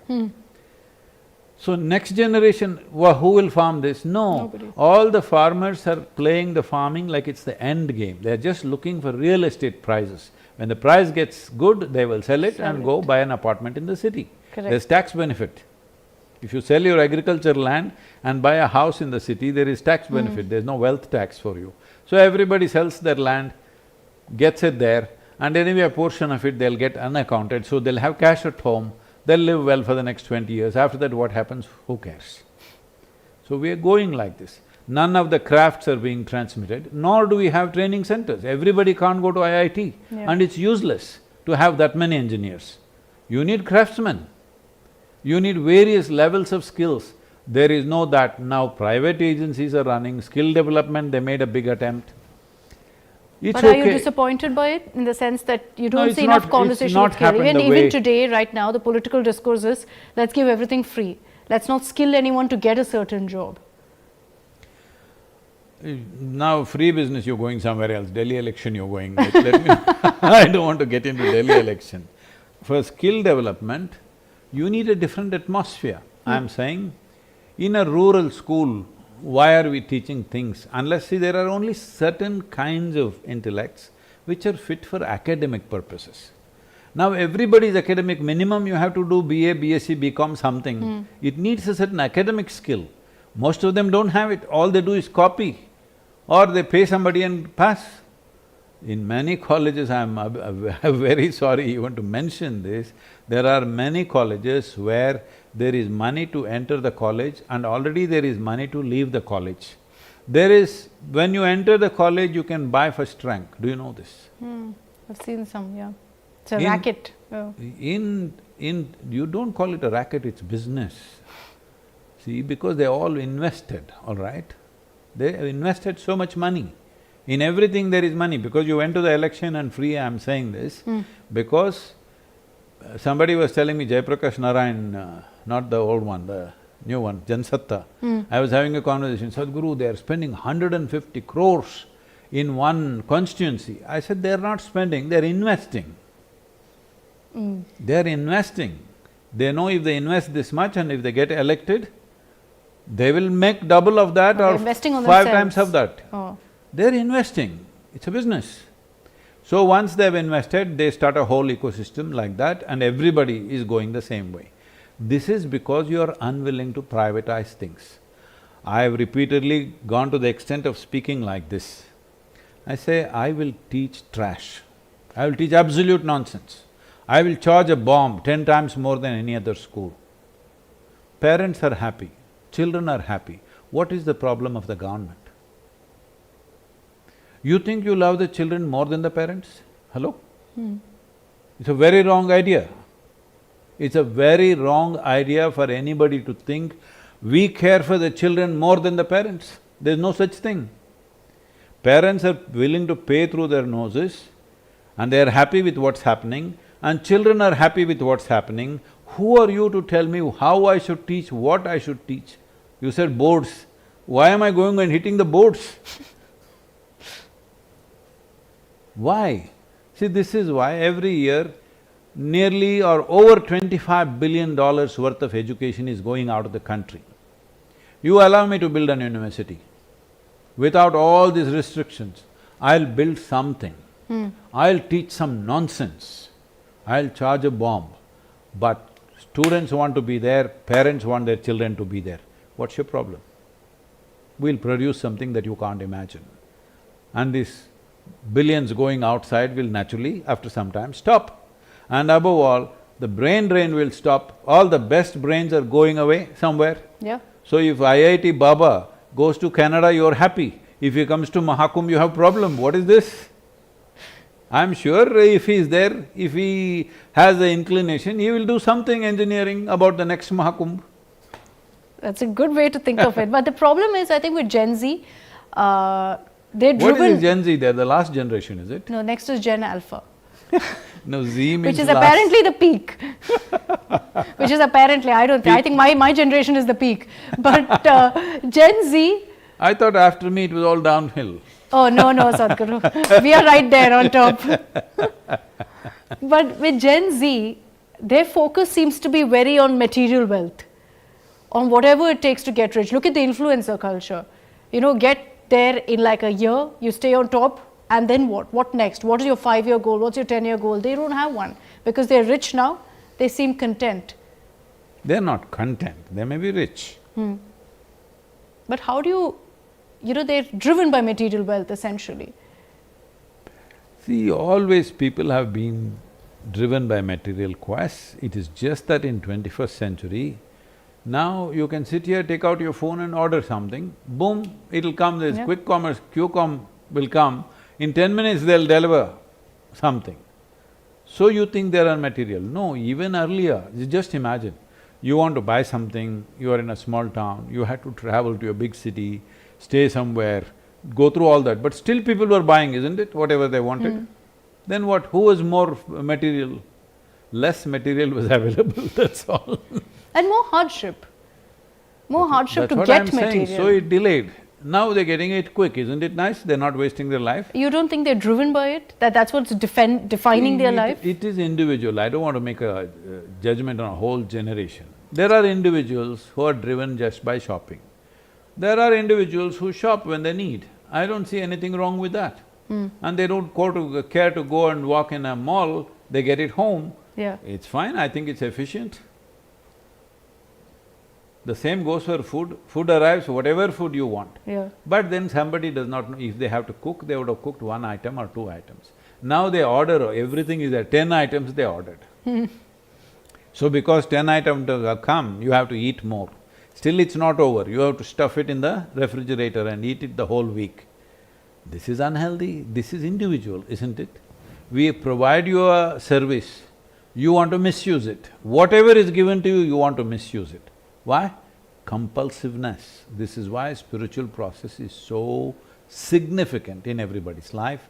If that is not there, as material well-being becomes easier and easier, you will ruin yourself. When there was hardship, the chances of you ruining yourself was less, at least you were physically well exercised. Mentally you were busy trying to just earn your living. Correct. Now when it becomes easy, you must understand this is the whole concept that you're seeing right now. One fundamental underlying factor is, without any enhancement of this, life around is getting enhanced like never before. You'll go crazy naturally. You're trying to enhance your activity without enhancing this, it's like this. You just now saw an Africa twin, okay? That will go. That's the bike, by the way. That will go. You can go 275 kilometers per hour. But you got a little moped, I don't want to say the brand, little moped. Now you go very fast. Now 2 wheels will go in 2 different directions. I'm saying if you want to do a certain thing, the machine should be ready for that, isn't it? Similarly, if you want to conduct your life in a certain way, physically, mentally, emotionally, energetically, you must be prepared to that level. If you're not prepared, you don't do anything about it, you keep on enhancing your life, you will crack up. What else will happen? Do you think that's happening with the Gen Z? Do you think that they're… See, I don't want they to… are seeking… I don't want to blame a generation. Yeah. It is happening to lots of people around the world because they're enhancing their activity and life without enhancing themselves. Spiritual process means to enhance this. If this is enhanced, you're driving a Ferrari, speed is not a problem. You don't have to struggle, it'll go. Yeah. That's all. You make a Ferrari out of yourself. Now, life and speed and how much you do is not a problem, it'll do it. No, the reason I say Gen Z is because they're obviously the future of our country also. So they're going to be taking the country on their shoulders. Because some of the journalists are saying, Sadhguru owns Ferraris and this and that. Unfortunately, I don't, it's too expensive for me, but tell them, I am the Ferrari. I can drive this anywhere I want. You're not the monk who sold the Ferrari. No, no, I am the You Ferrari. are the Ferrari. No, so for the Gen Z generation, and the reason I keep harping about them is because they are the next gen of the country also. And there's so much talk of how addicted they are to social media, that they don't have time for the real pleasures, the real life. I mean, I want to know from you, Sadhguru, for example, here at the center, how many Gen Zers actually do you see coming in? Well, I'm there and most of them are young people. Correct. What age group is Gen Z? I'd say in their 20s now. Yeah, they'd be in their 20s. Well, there are lots of people in their 20s. Who are coming in? Oh yeah, always. Oh yeah? Okay. Because the sense is always that they are not so in sync with, No, spirituality. They're They're very not much in sync. seeking. I want to tell you this, if they are so much on social media, they can't avoid me, all right? In 2024, our video views have been 5.7 billion with a B. Unique views are about 1.7 billion. Well, you're a Gen Zer, you're right. No, 1.7 billion means literally 25% of the adult population, all right? So you can't say young people are not looking it up, they are. I was just walking on the street, 12-year-old boys and girls, Sadhguru, Sadhguru. I say, you idiots, how do you know about me? They said, we're watching your videos. Your mother must have forced you. No, we are watching the videos ourselves, we like it. Somebody brought with their boy who's playing for under 15 in the India cricket thing. So in their house it's a joke that in case Sadhguru forgets something, this guy can remind him, because it seems he's not watched a single thing that's been published today till now. Whether it's Instagram, Facebook, YouTube, you name it, he's watched every video. He's only 15. My God. So for you, do you enjoy using social media? Have you been able to ace the game? Well, I said 5.7 billion, huh? Yeah. So you scroll yourself? Do you doom scroll as they call it? No, I don't go on it. No. No. You don't doom scroll on Instagram? I just do the content and they… So you don't doom scroll, watch those reels non-stop? No. Oh, thank God, Sadhguru. It takes a lot of time. I don't have the time to do that. I'm not against it, but I don't have the time to do that, and the content may not be mature enough for me, a whole lot of it out there. What do you make of all of this, chatter on social media? I think abroad also a lot, it's seeping in a bit into India, of gender-neutral pronouns and the likes. I think with the new administration in America, all those things are out. So it'll go out in India also. I want to know what you think of it. Do you agree? If someone comes and says, Sadhguru, call me they, them. What would be your response? If you want me to call you a donkey, I'll call you a donkey, what's my problem? I don't know what you want to be called. As far as I'm concerned, you're a young woman, so my English language says you're she, but if you want to be something else, you tell me, we'll call you it. That's a demand, it. I'm saying I have no issue with anything. All I'm saying is, all these fads will come and go. Now the administration has put a hold on it. Yeah. No more teaching of all this in the schools and stuff. But as far as reality goes, Sanatan, don't think Sanatan means a religion. The eternal law is such that creatures and human beings also, which is also a little evolved creature, among all creatures of little evolution, there are some which are not, but larger creatures at least all have male, female in them. Yeah. Because it's a reproductive arrangement. Without that, we wouldn't be here. Somebody did not reproduce, you and me will not be sitting here and talking all this, isn't it? So it's a reproductive process. But reproductive process is troublesome, painful, many things. You think our parents would have produced it if there was no incentive of pleasure attached to it? They fell for it. Because the nature is created like that your intelligence will get hijacked by your hormones at a certain stage in your life, and you think that's it. After some time you may feel foolish about it if you wisen up, but at that moment it looks like that's it. So if that doesn't happen, you and me wouldn't be born. Generations ago we would have closed the shop, isn't it? So, now because we are able to control birth, we are just going for the incentive without the basic intent of why nature did this to us. Yeah. We are only trying to enjoy the incentive without the production of what it's supposed to be. It's individual choices, I don't want to I don't have an opinion on that thing. I don't make opinions on such things, it's individuals, whatever. But childbearing, rearing children is not an easy joke. It's reducing in the country also drastically, the numbers. It's okay, let it reduce, we are 8.4 billion people, all right? I know many politicians will get against me because they're encouraging have more children, more children. This more children business is because Muslims are having more children, so Hindus have more children. If Hindus have more children, Jains have more children. If Jains have more children, Jews have more children. What will happen? At the beginning of 20th century, we were 1.6 billion people. Today we're 8.4 billion people, more than 4 times over.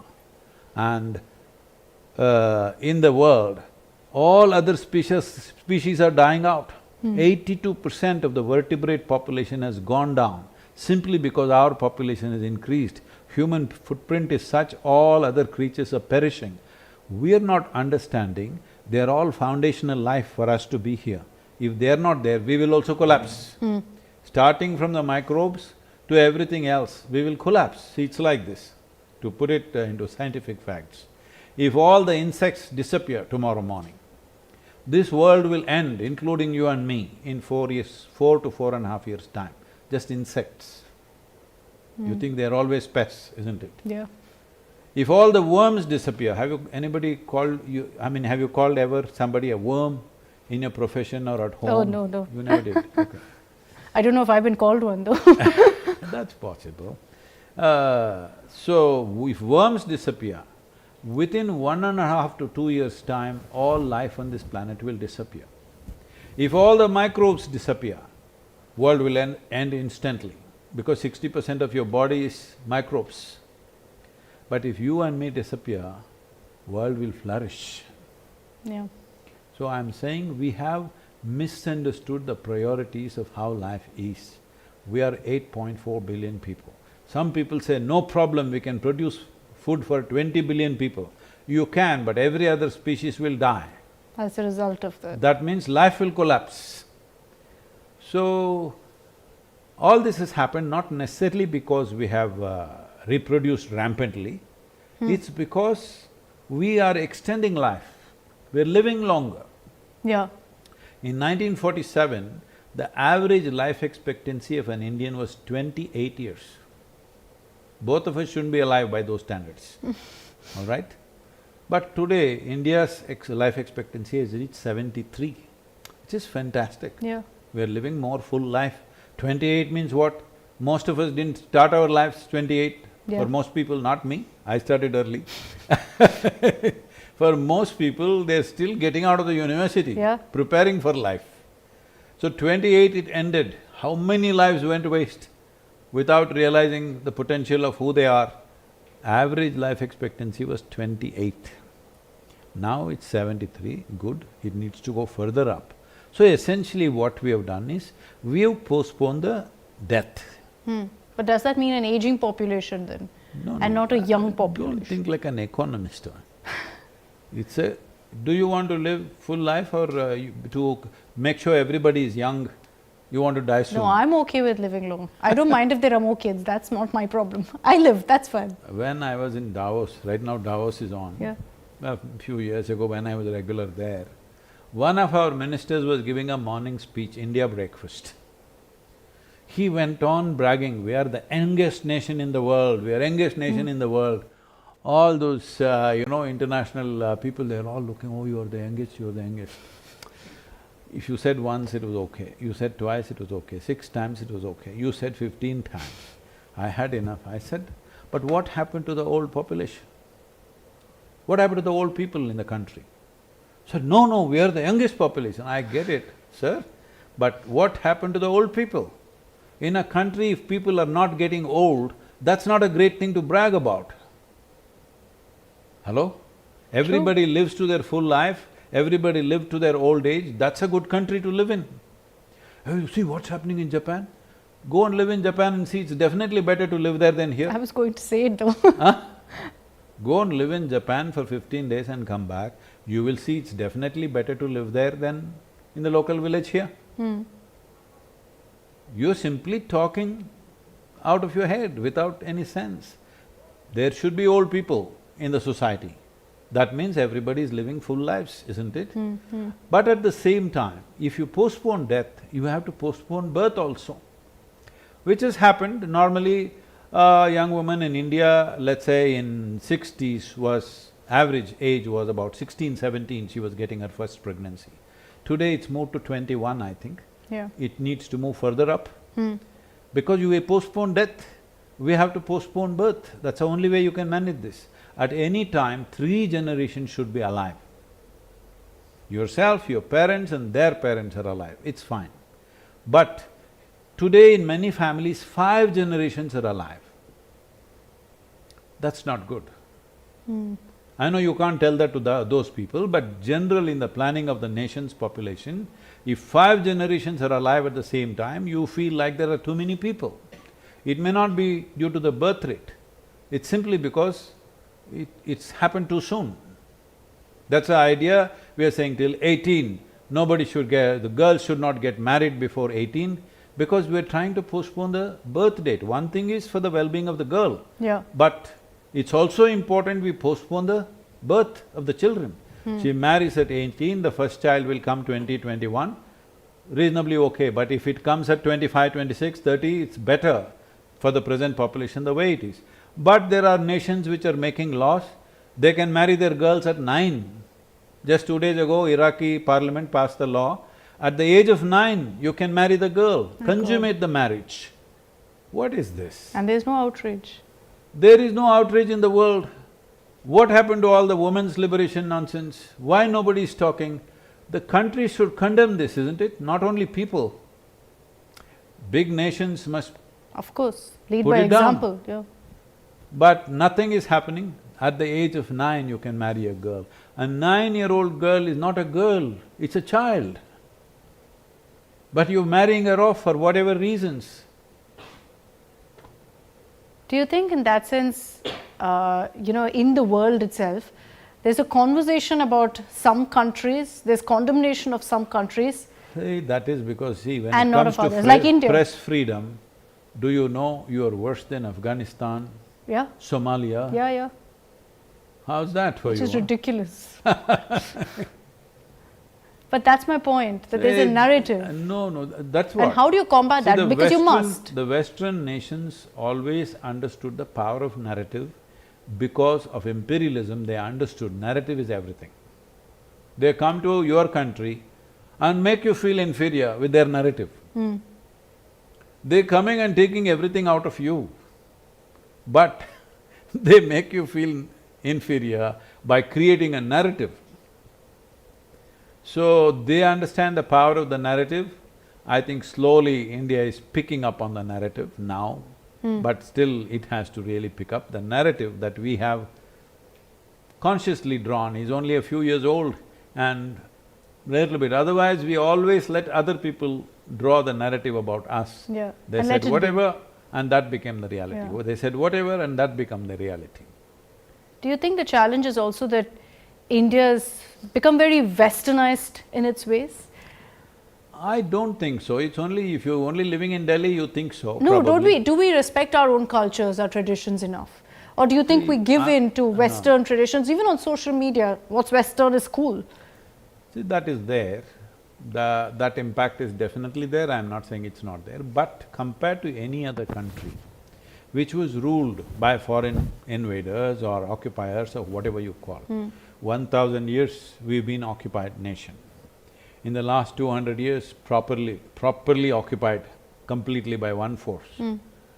Still, you just see how the Indians are in terms of their dress, food, culture.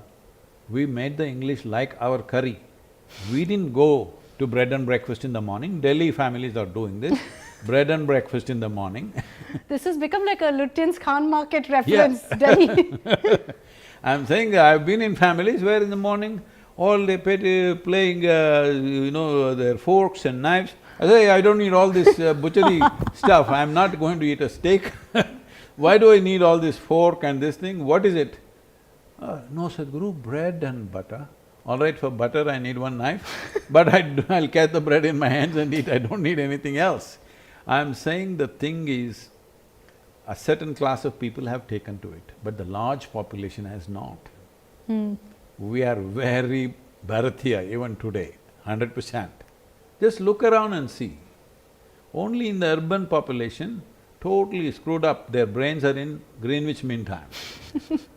We are still in the local time. No, I'll give you an example of eating habits of food and how, there's this narrative that Indian food isn't nutritious.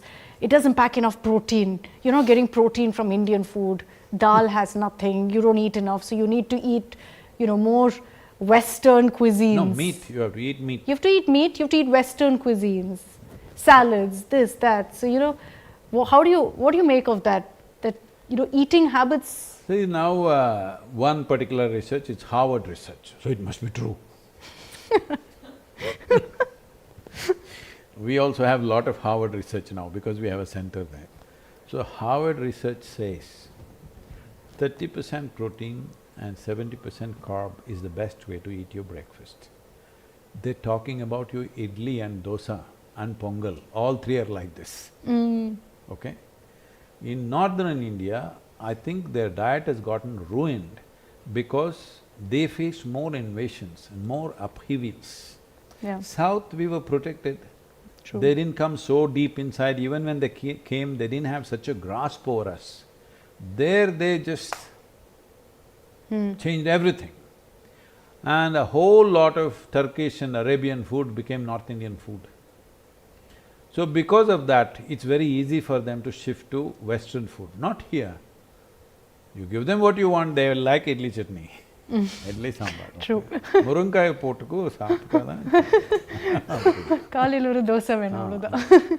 So because we were not disturbed like the North Indian, especially that Gangetic plain from Punjab up to, let's say, Bihar, that area took the maximum beating. Their culture went through an upheaval for 1,000 years. So that kind of thing has not happened south, so here it's still there, but even in the north, in the rural areas, they're still very, very absolutely Indian, all right? Yeah. Here in the centers… As I said earlier, the urban narrative has become the most dominant because you guys won't leave Delhi and come, your cameras won't focus… I'm here. Now you come. Your cameras won't… See, here sarcasm. No, Now served all day, all right? What perfect placement, Sadhguru! So, I was just looking what's written behind me. so, it is just that the urban populations are controlling the narrative. Anywhere in the world, it's a very skewed narrative. People think United States means, oh, New York City. New York is not United States, it's nothing like United States, New York City, all right? Yeah. If you go deep into United States, it's a totally different country. So urban narratives have become so strong because media is focused there. So many things are focused there, as I said, investment is focused there, so everybody is creeping into urban centers, which is very dangerous because by 2035, it's expected 220 million people in India will move to urban centers from rural areas.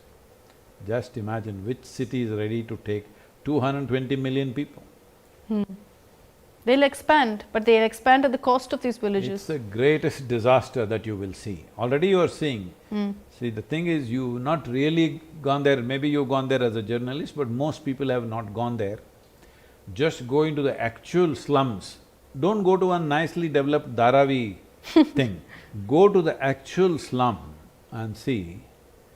When I've been there, the whole slum in Mumbai, on the way to IIT Bombay, it is, Mumbai IIT on the way, the whole slum is in like above the ankle kind of filth.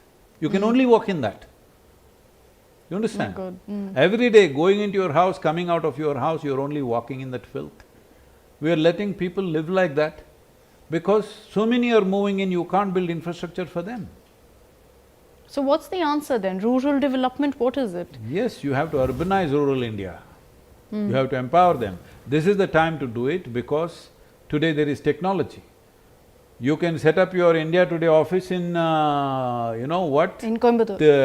Tippagondanahalli, because there is Wi-Fi. Yeah. You can run your office from there, I'm just joking, but it could be done.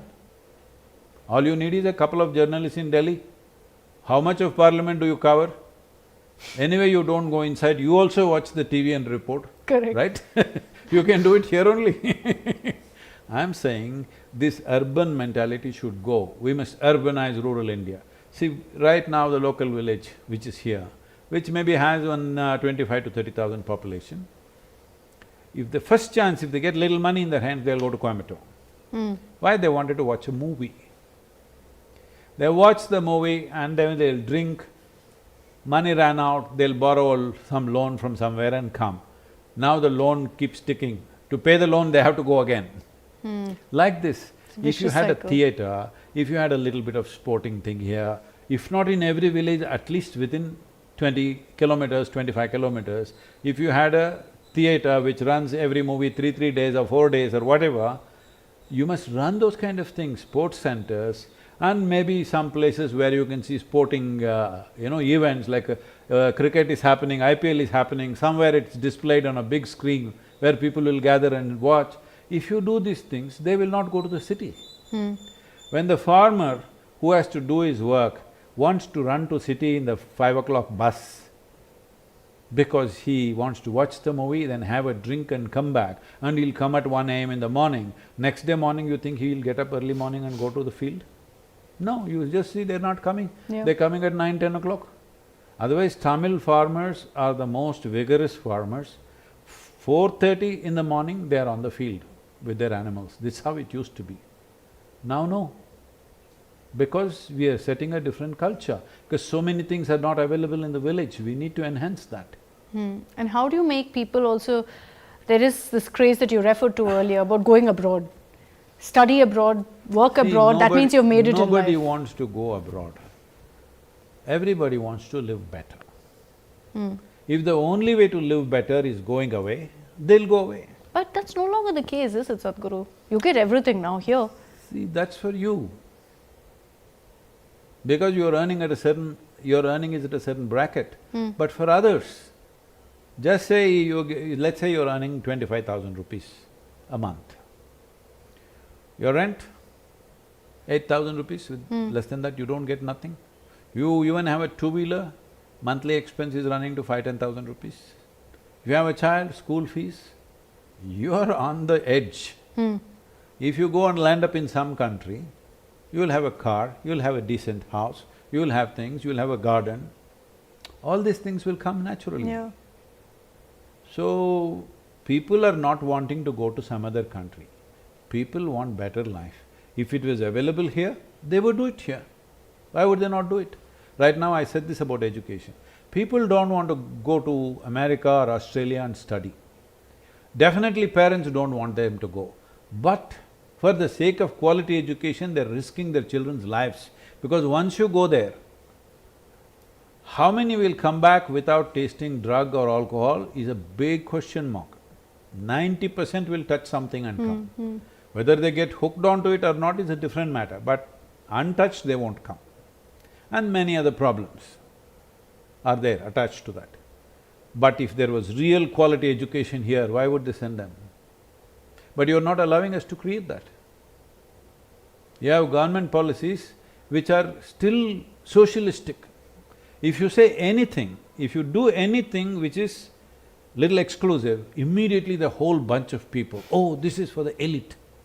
Arey, India is not one India, we have layered our population unfortunately. There are many layers of India.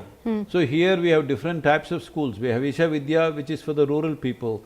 That school is designed to get them out of the economic and social pit in which they are.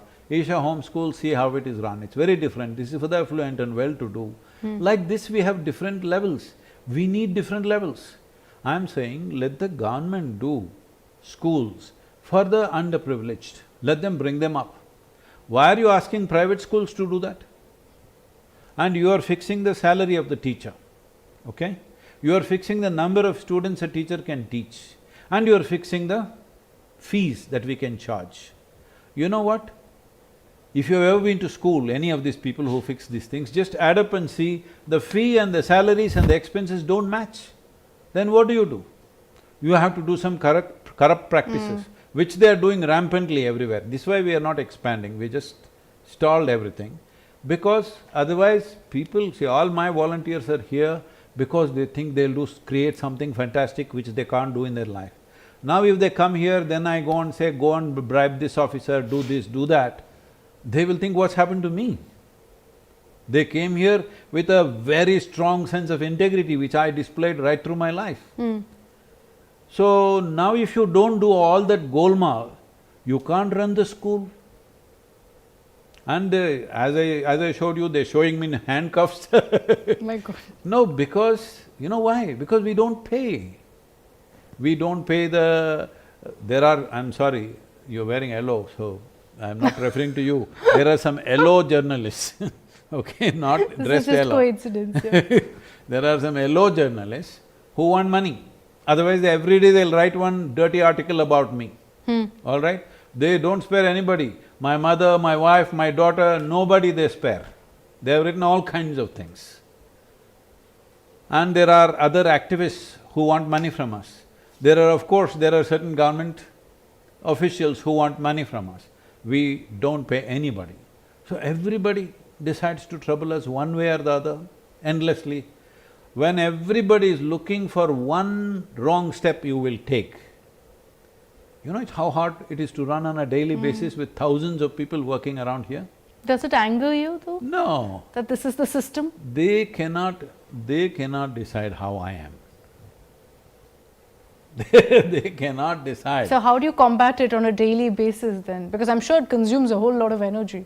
It takes unnecessary levels of time and energy.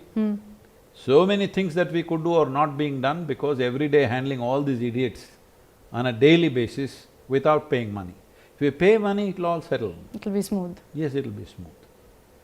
They are trying to teach me a lesson, you are in India, you better learn your lesson.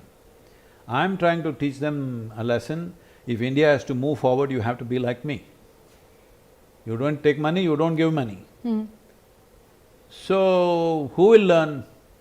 Maybe I will learn, maybe they will learn, but I will not give up. They may give up, they have to give up, otherwise they have to eliminate us, that's the only way. Okay, Sadhguru, let's talk about the Isha way of life. What is the Isha way of life for anyone here? And I've been here for the last many hours. It's been very interesting to see how, this entire place is run by the volunteers, by everyone coming together. There is no Isha way of life, it's just life. Oh. Isha's way is life's way.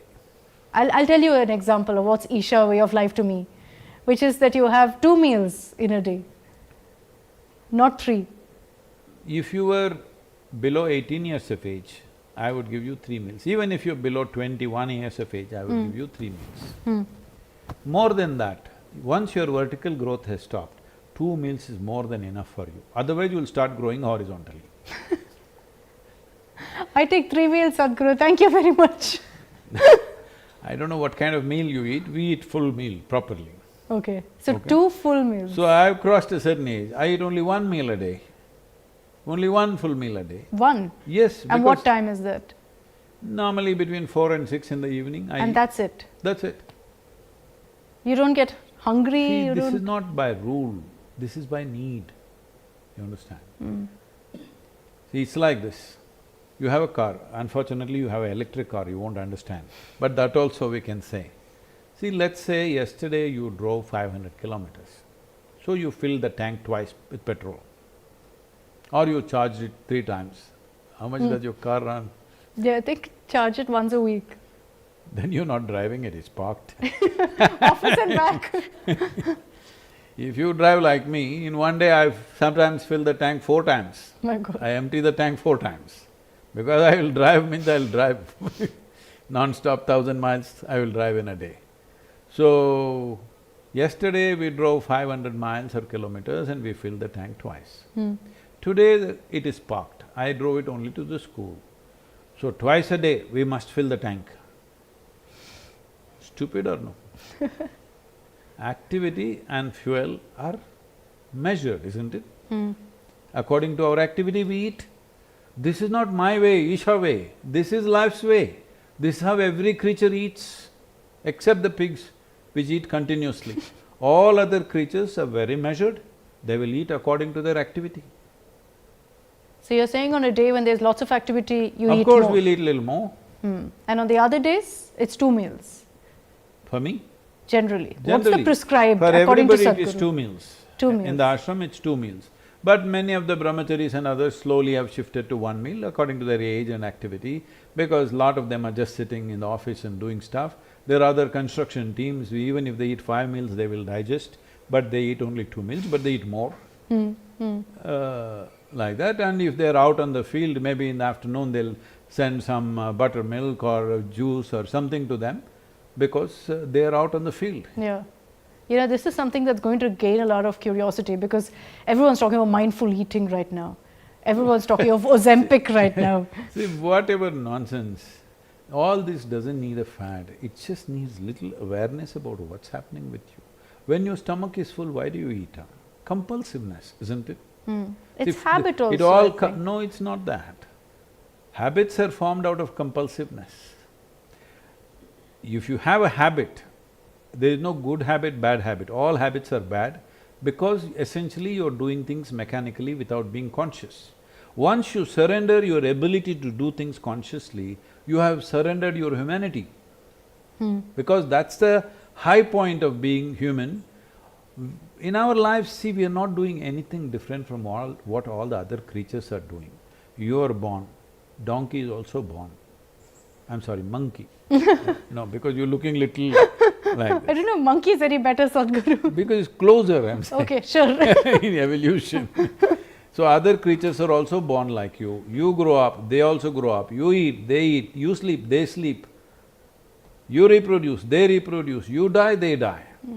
But they're not obsessed with how they look. That's all no, they are also. Oh, you should see the birds are not showing off, you've not seen. So, essentially the only thing is, you are not doing anything different from what they are doing, only thing is you can do it consciously. They do it instinctively. This is the fundamental difference that sets you apart from other creatures. If you surrender that doing things consciously, you step back in evolution.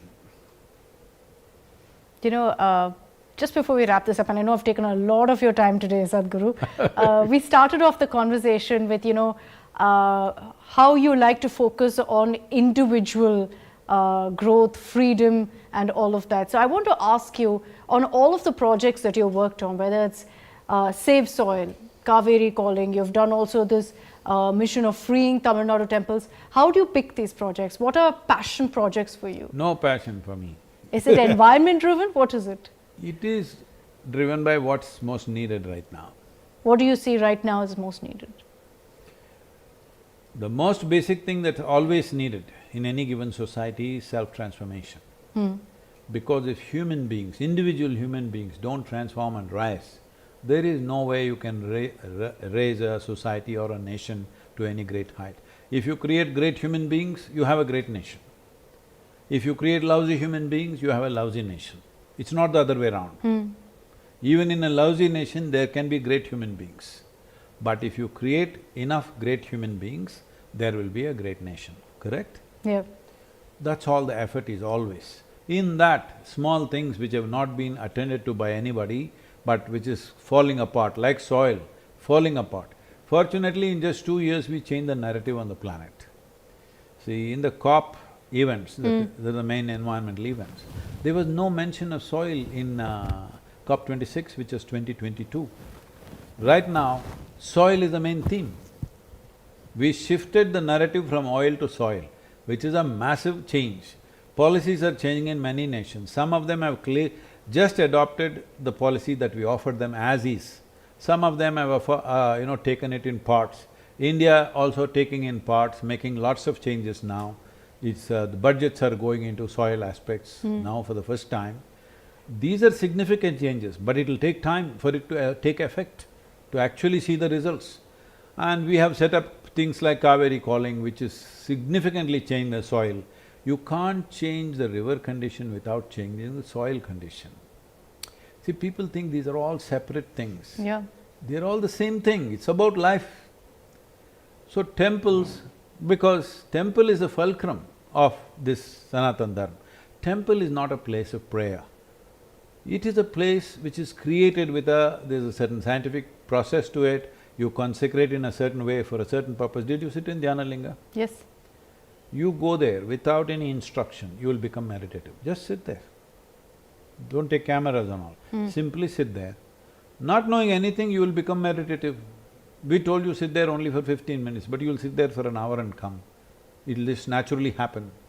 Because that energy is like that, that's why it's called Dhyana Linga. Like this, there are many aspects.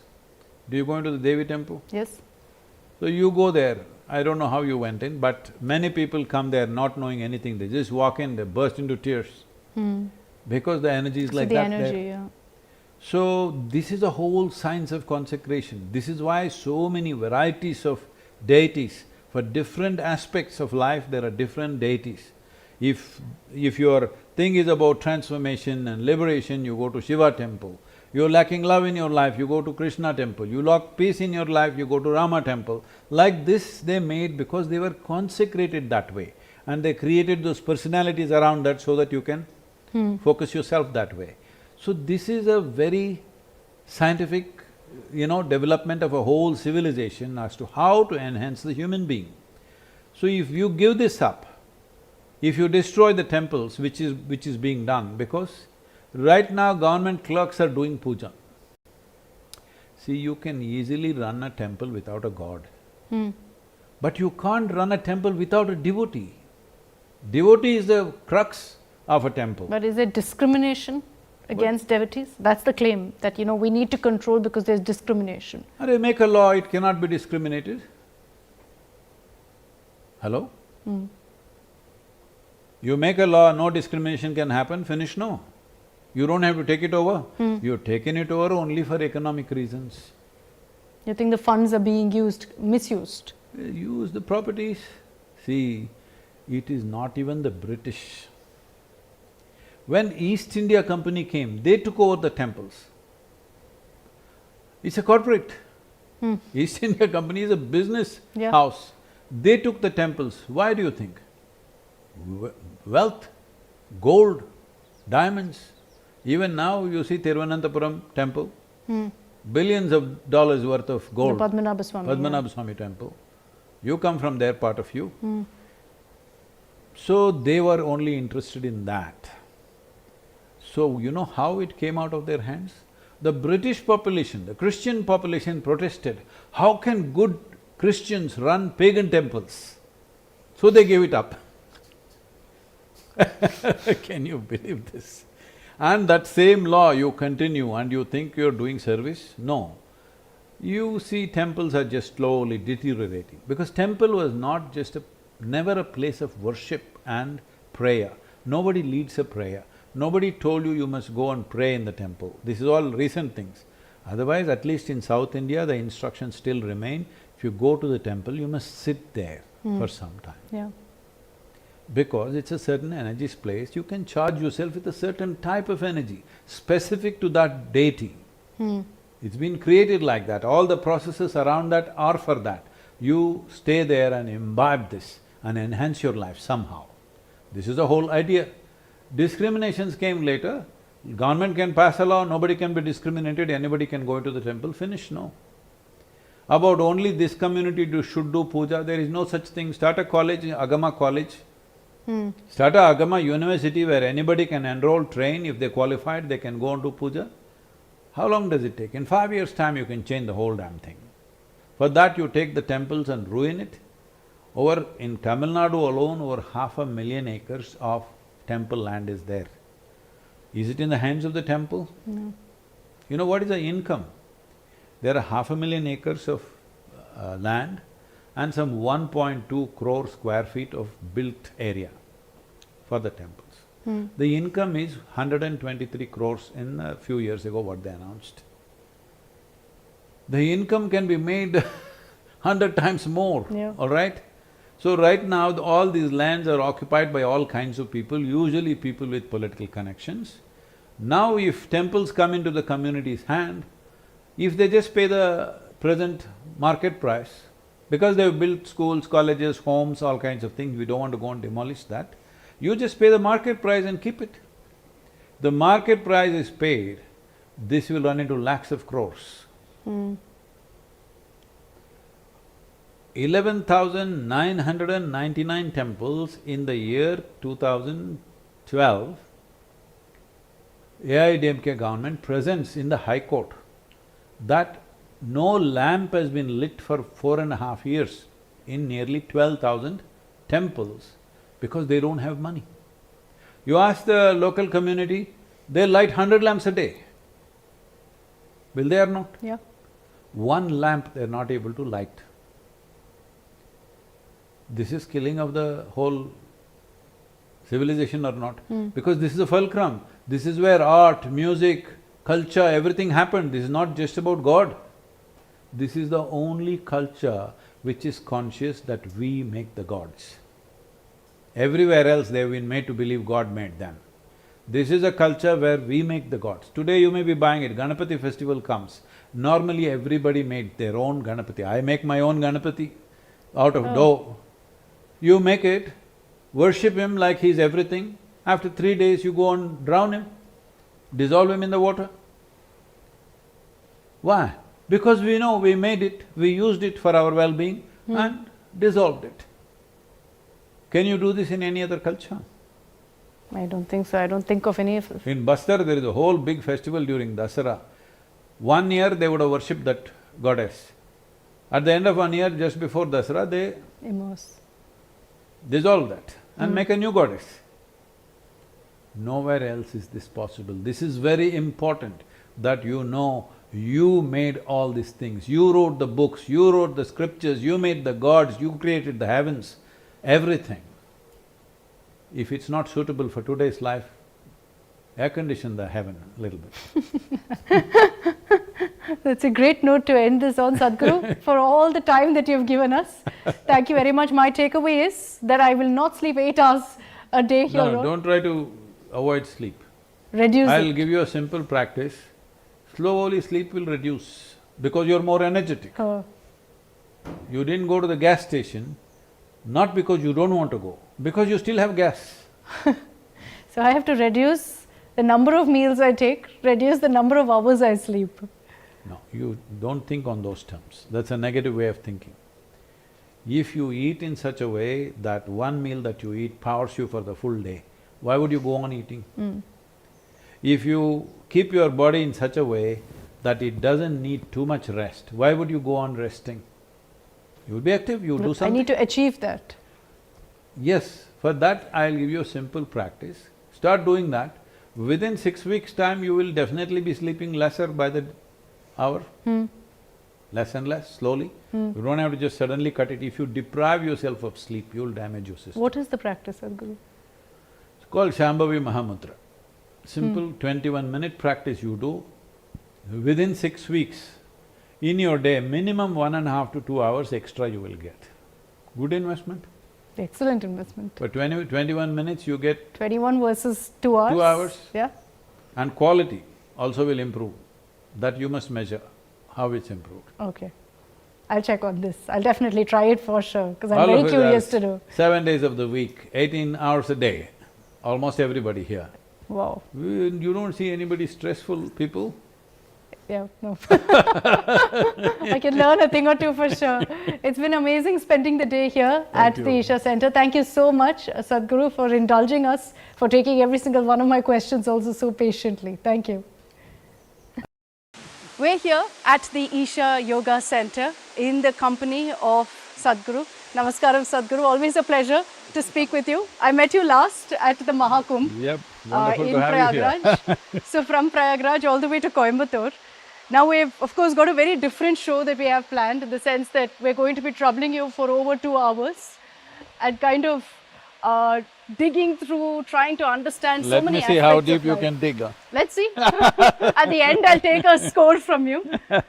But the idea of this, Sadhguru, had actually come during the India Today conclave when you were there in When you Delhi. almost killed me. Oh my God. Tell us, how are you doing since then? I think you were telling me it's Well, almost going to be a year. medically, the doctor said, I should not drive for 1 year and should not ride a motorcycle for 2 years. You just drove up here. But not here, but after 19 days after the surgery, I was driving. In 3 months, I was riding to test myself out. I rode intercity rides, over 11-hour rides in United States. I was riding in minus 14 degrees in northern part of America. And recently, 5 days ago, I rode from Bangalore to here. It was just before the Makar Sankranti, where the entire highway from all the way was like city traffic, crazy, wrestling with a motorcycle. But that's So, challenging yourself. But is yeah, it I also just want to pushing see if yourself a bit? No, I'm just wanting to see if I can, be normal. In every way I'm normal, no medication, nothing. Generally, the doctor said there will be some faculty loss or cognition loss. I don't think I have it, any kind of loss, Absolutely I'm fine. not, yeah. Only thing is, my average sleep has always been 3.5 years, I'm sorry, 3.5 hours a day. These days I'm sleeping little more. That's a good thing. In between I came to that place where I would naturally wake up at 3.5 hours. But now somehow I'm sleeping 5.5 hours, which I think is these initiations right now, samyama is going on. These initiations… energetically if I do something, I'm sleeping more. That means I'm not fully normal. But you're telling me 3.5 hours of sleep is normal? Isn't It that is. abnormal, Sadhguru? No. See, the thing is, you take a buffalo as a standard and then you say that's the normal. Don't do that. A human being, 24 hours what you have, you can't fulfill your potential in 24 hours, even if you have 100 years of life. Yeah. So if you sleep 8 hours a day, 1/3 of your life you're sleeping it out. Huh? I sleep 8 hours a day. 1/3 is gone. But it's a good way to spend your day, you're sleeping. No, who said it's a good way? You're dead. You're dreaming, you're calming your body. You're dead. Essentially, your body needs 1/3 of the time maintenance. Suppose you had a car where 10 days in a month it needs maintenance. I throw it You away. get it out, get rid of it, right? So that's what you're doing to yourself. Why is it needing so much maintenance? We must look at it. You do some simple practices that I tell you and eat the way I tell you, you will sleep half of what you're sleeping and still be fine. Okay, I'll Because test it out tonight. body needs restfulness. Body does not need sleep. Sleep is death. I'll test it out tonight, Sadhguru, after this conversation. Only one day. We're going to talk of mindful eating, we're going to talk of spirituality. And just to revisit again, Sadhguru, what happened then last year. How did you feel? You were at the India Today conclave. The doctors had advised you against it, but you chose He to was be there in the event, he was so scared that I'll collapse right My God. But you chose, and I remember meeting you then. I had no idea that anything was wrong. I've met you before, I met you then. Everything seemed perfectly fine. So when I first found out that something had happened, I think this was 3 days after, I was shocked. I said, how is that possible? See, they started 6 weeks ahead, sometime in February at that time, because Mahashivratri was 8th of March. 6 weeks ahead of it, I started having excruciating pain.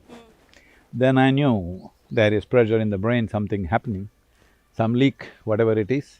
I had a few knocks here and there, trying to headbutt the ball very hard and things like that.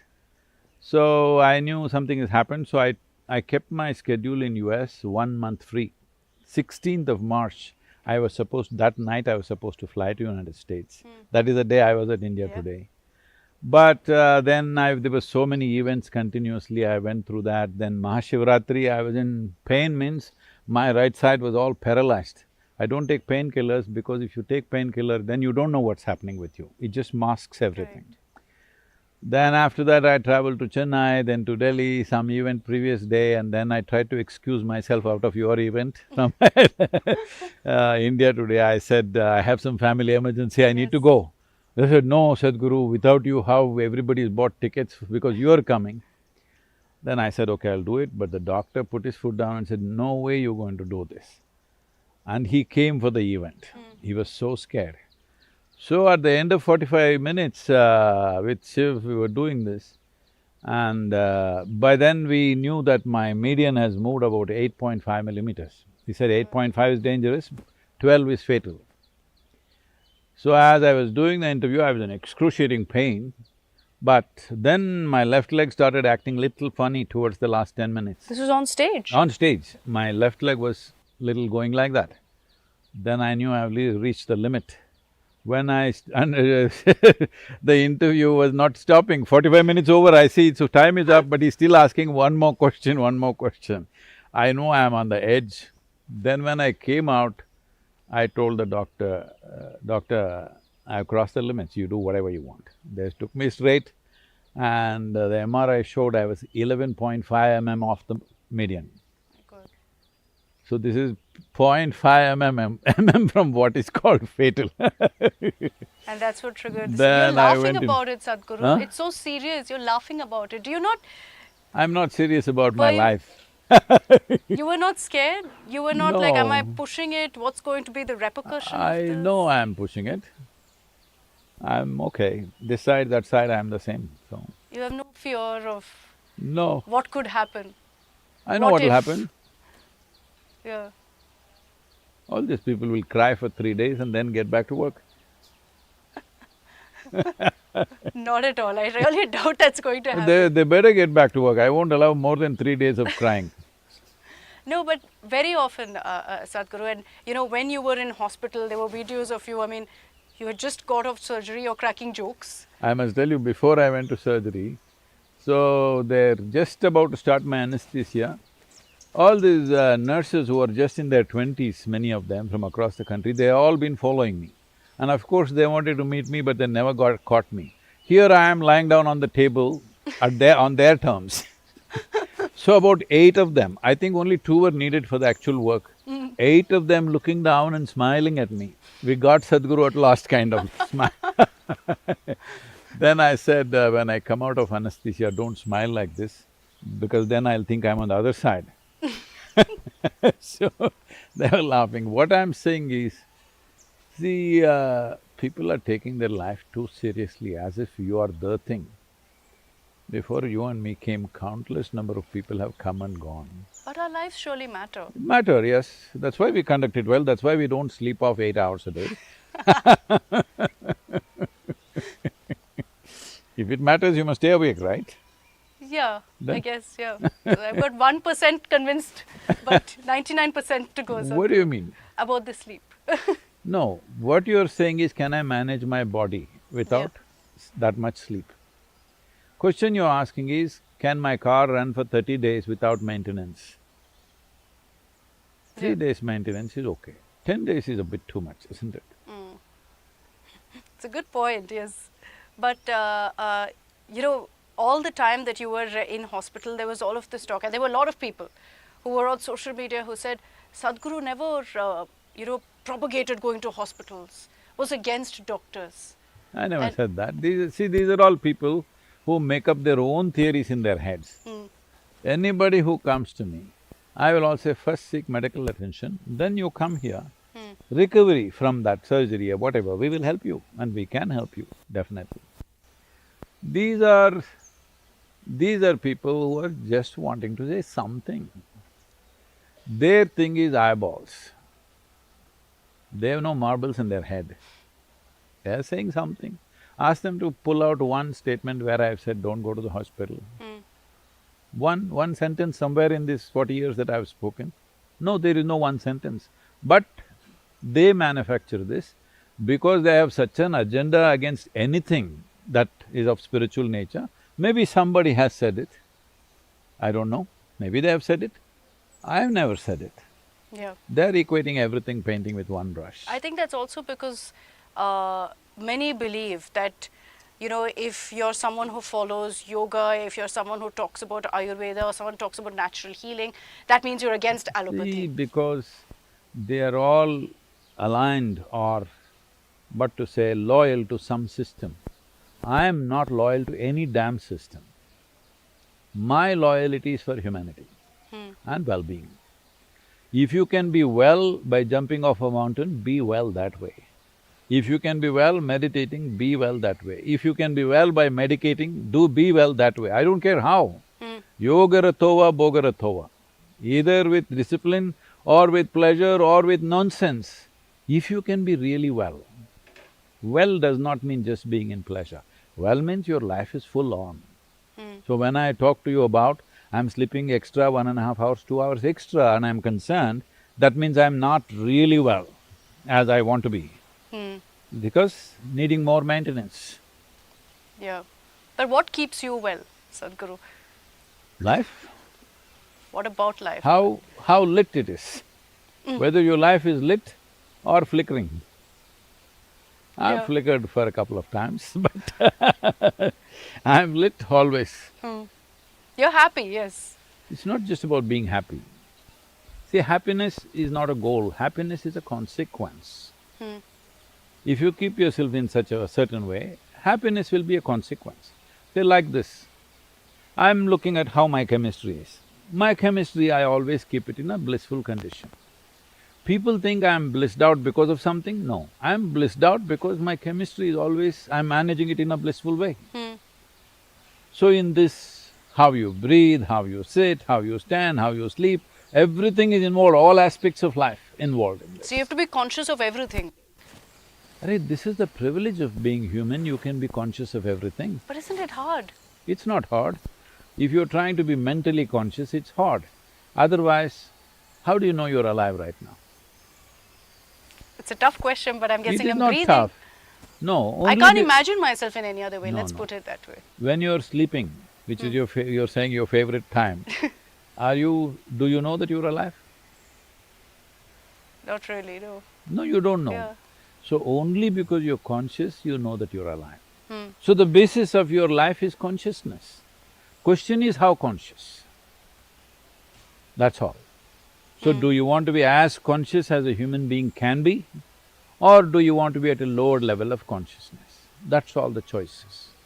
So if you're fully conscious, if you need to meditate, you'll meditate, if you need to medicate, you'll medicate, if you need to do this, that, whatever, or somebody need to crack your skull, you get it cracked because it's needed at that moment. If I had that 1 month break I had kept was because I thought I'll go to United States and fix myself, I would have. It's just that it got little too late. You pushed it. I pushed it a bit too much because the dates were like that and there were commitments. And, you know, you're someone, of course, who If I had says- left 15 days early, Yeah. I wouldn't have gone through the surgery, I would have fixed it. But do you regret that? No, Because I'm sure you… I mean, everyone… we talk about fixing yourselves, prioritizing yourself. Did you not prioritize yourself? I'm never the priority in my life, never been. But is that a good thing, Sadhguru? I mean, Good shouldn't or one bad… prioritize see, oneself? good or bad is according to your values. For me, my life is about what I'm doing, it's about the people who are involved.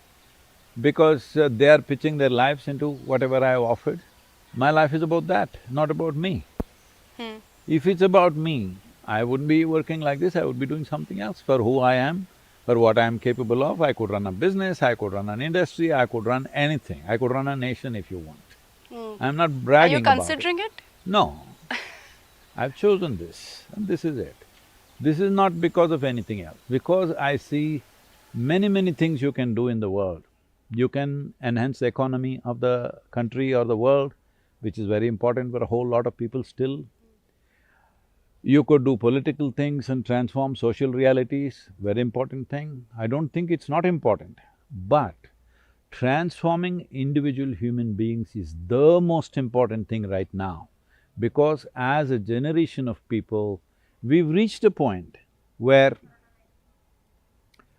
we are more comfortable and have more conveniences than any generation ever had in the history of humanity. Please look back and see. Especially women, I'm telling you.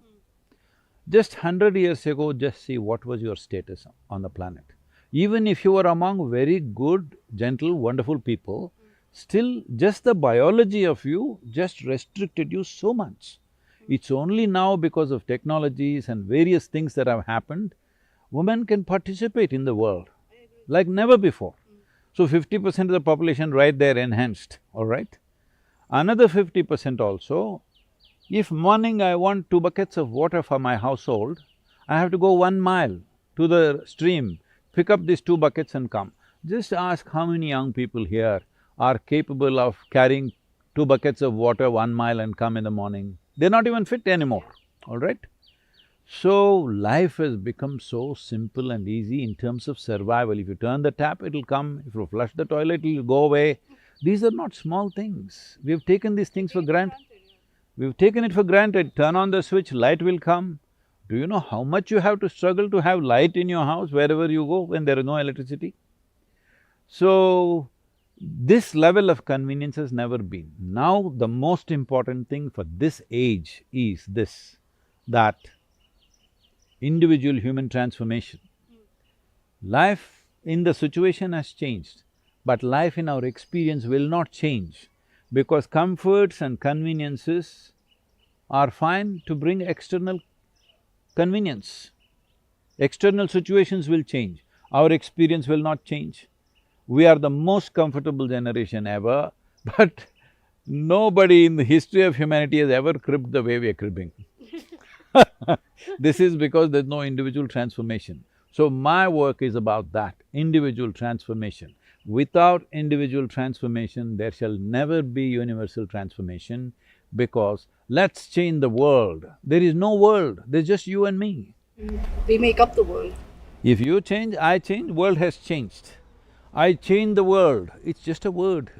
I change the society, it's just a word, it's not a reality. The reality is there are individual human beings. But you can change the world by taking out a procession for 1 day, shout slogans for 2 days and done with it, all right? Individual transformation if you take up, your life is gone in that. That's where I am. Individual transformation. Yes. So Sadhguru, you spoke of individual transformation. When would you consider an individual to be transformed? Am I transformed? Say right now you're sleeping 8 hours a day. Suppose you need 6 hours a day. It's not that you cut down your sleep, that's not the way. Your body needs less sleep. Some transformation has happened, isn't it? Energetically, there's some sort of transformation. The kind of load you're carrying in your head, there's some transformation. Otherwise, suddenly sleep quota won't go down. But do you think it's mental or physical? I may go to the gym, I may be See, out all day shooting. See, these things are all… this is a keyhole vision of life. You think there is something called mental, something called physical. This is… today if you go to the doctor, there are, I think sir, there are some 72 different types of doctors to examine your body. This this happened to me a few years ago. I had torn my ACL and cartilage in my knee. I was playing soccer and I just tore this. Then I'm packed up and lot of pain, but I'm sitting and doing an event in Atlanta. I couldn't fold my leg like this, so I was stretching my leg and speaking. Then after the thing is over, one guy raises his hands and says, Sadhguru, I am a knee doctor, I would like to look at it. I said, what, you mean an orthopedic? He said, no, I am a knee doctor. I said, which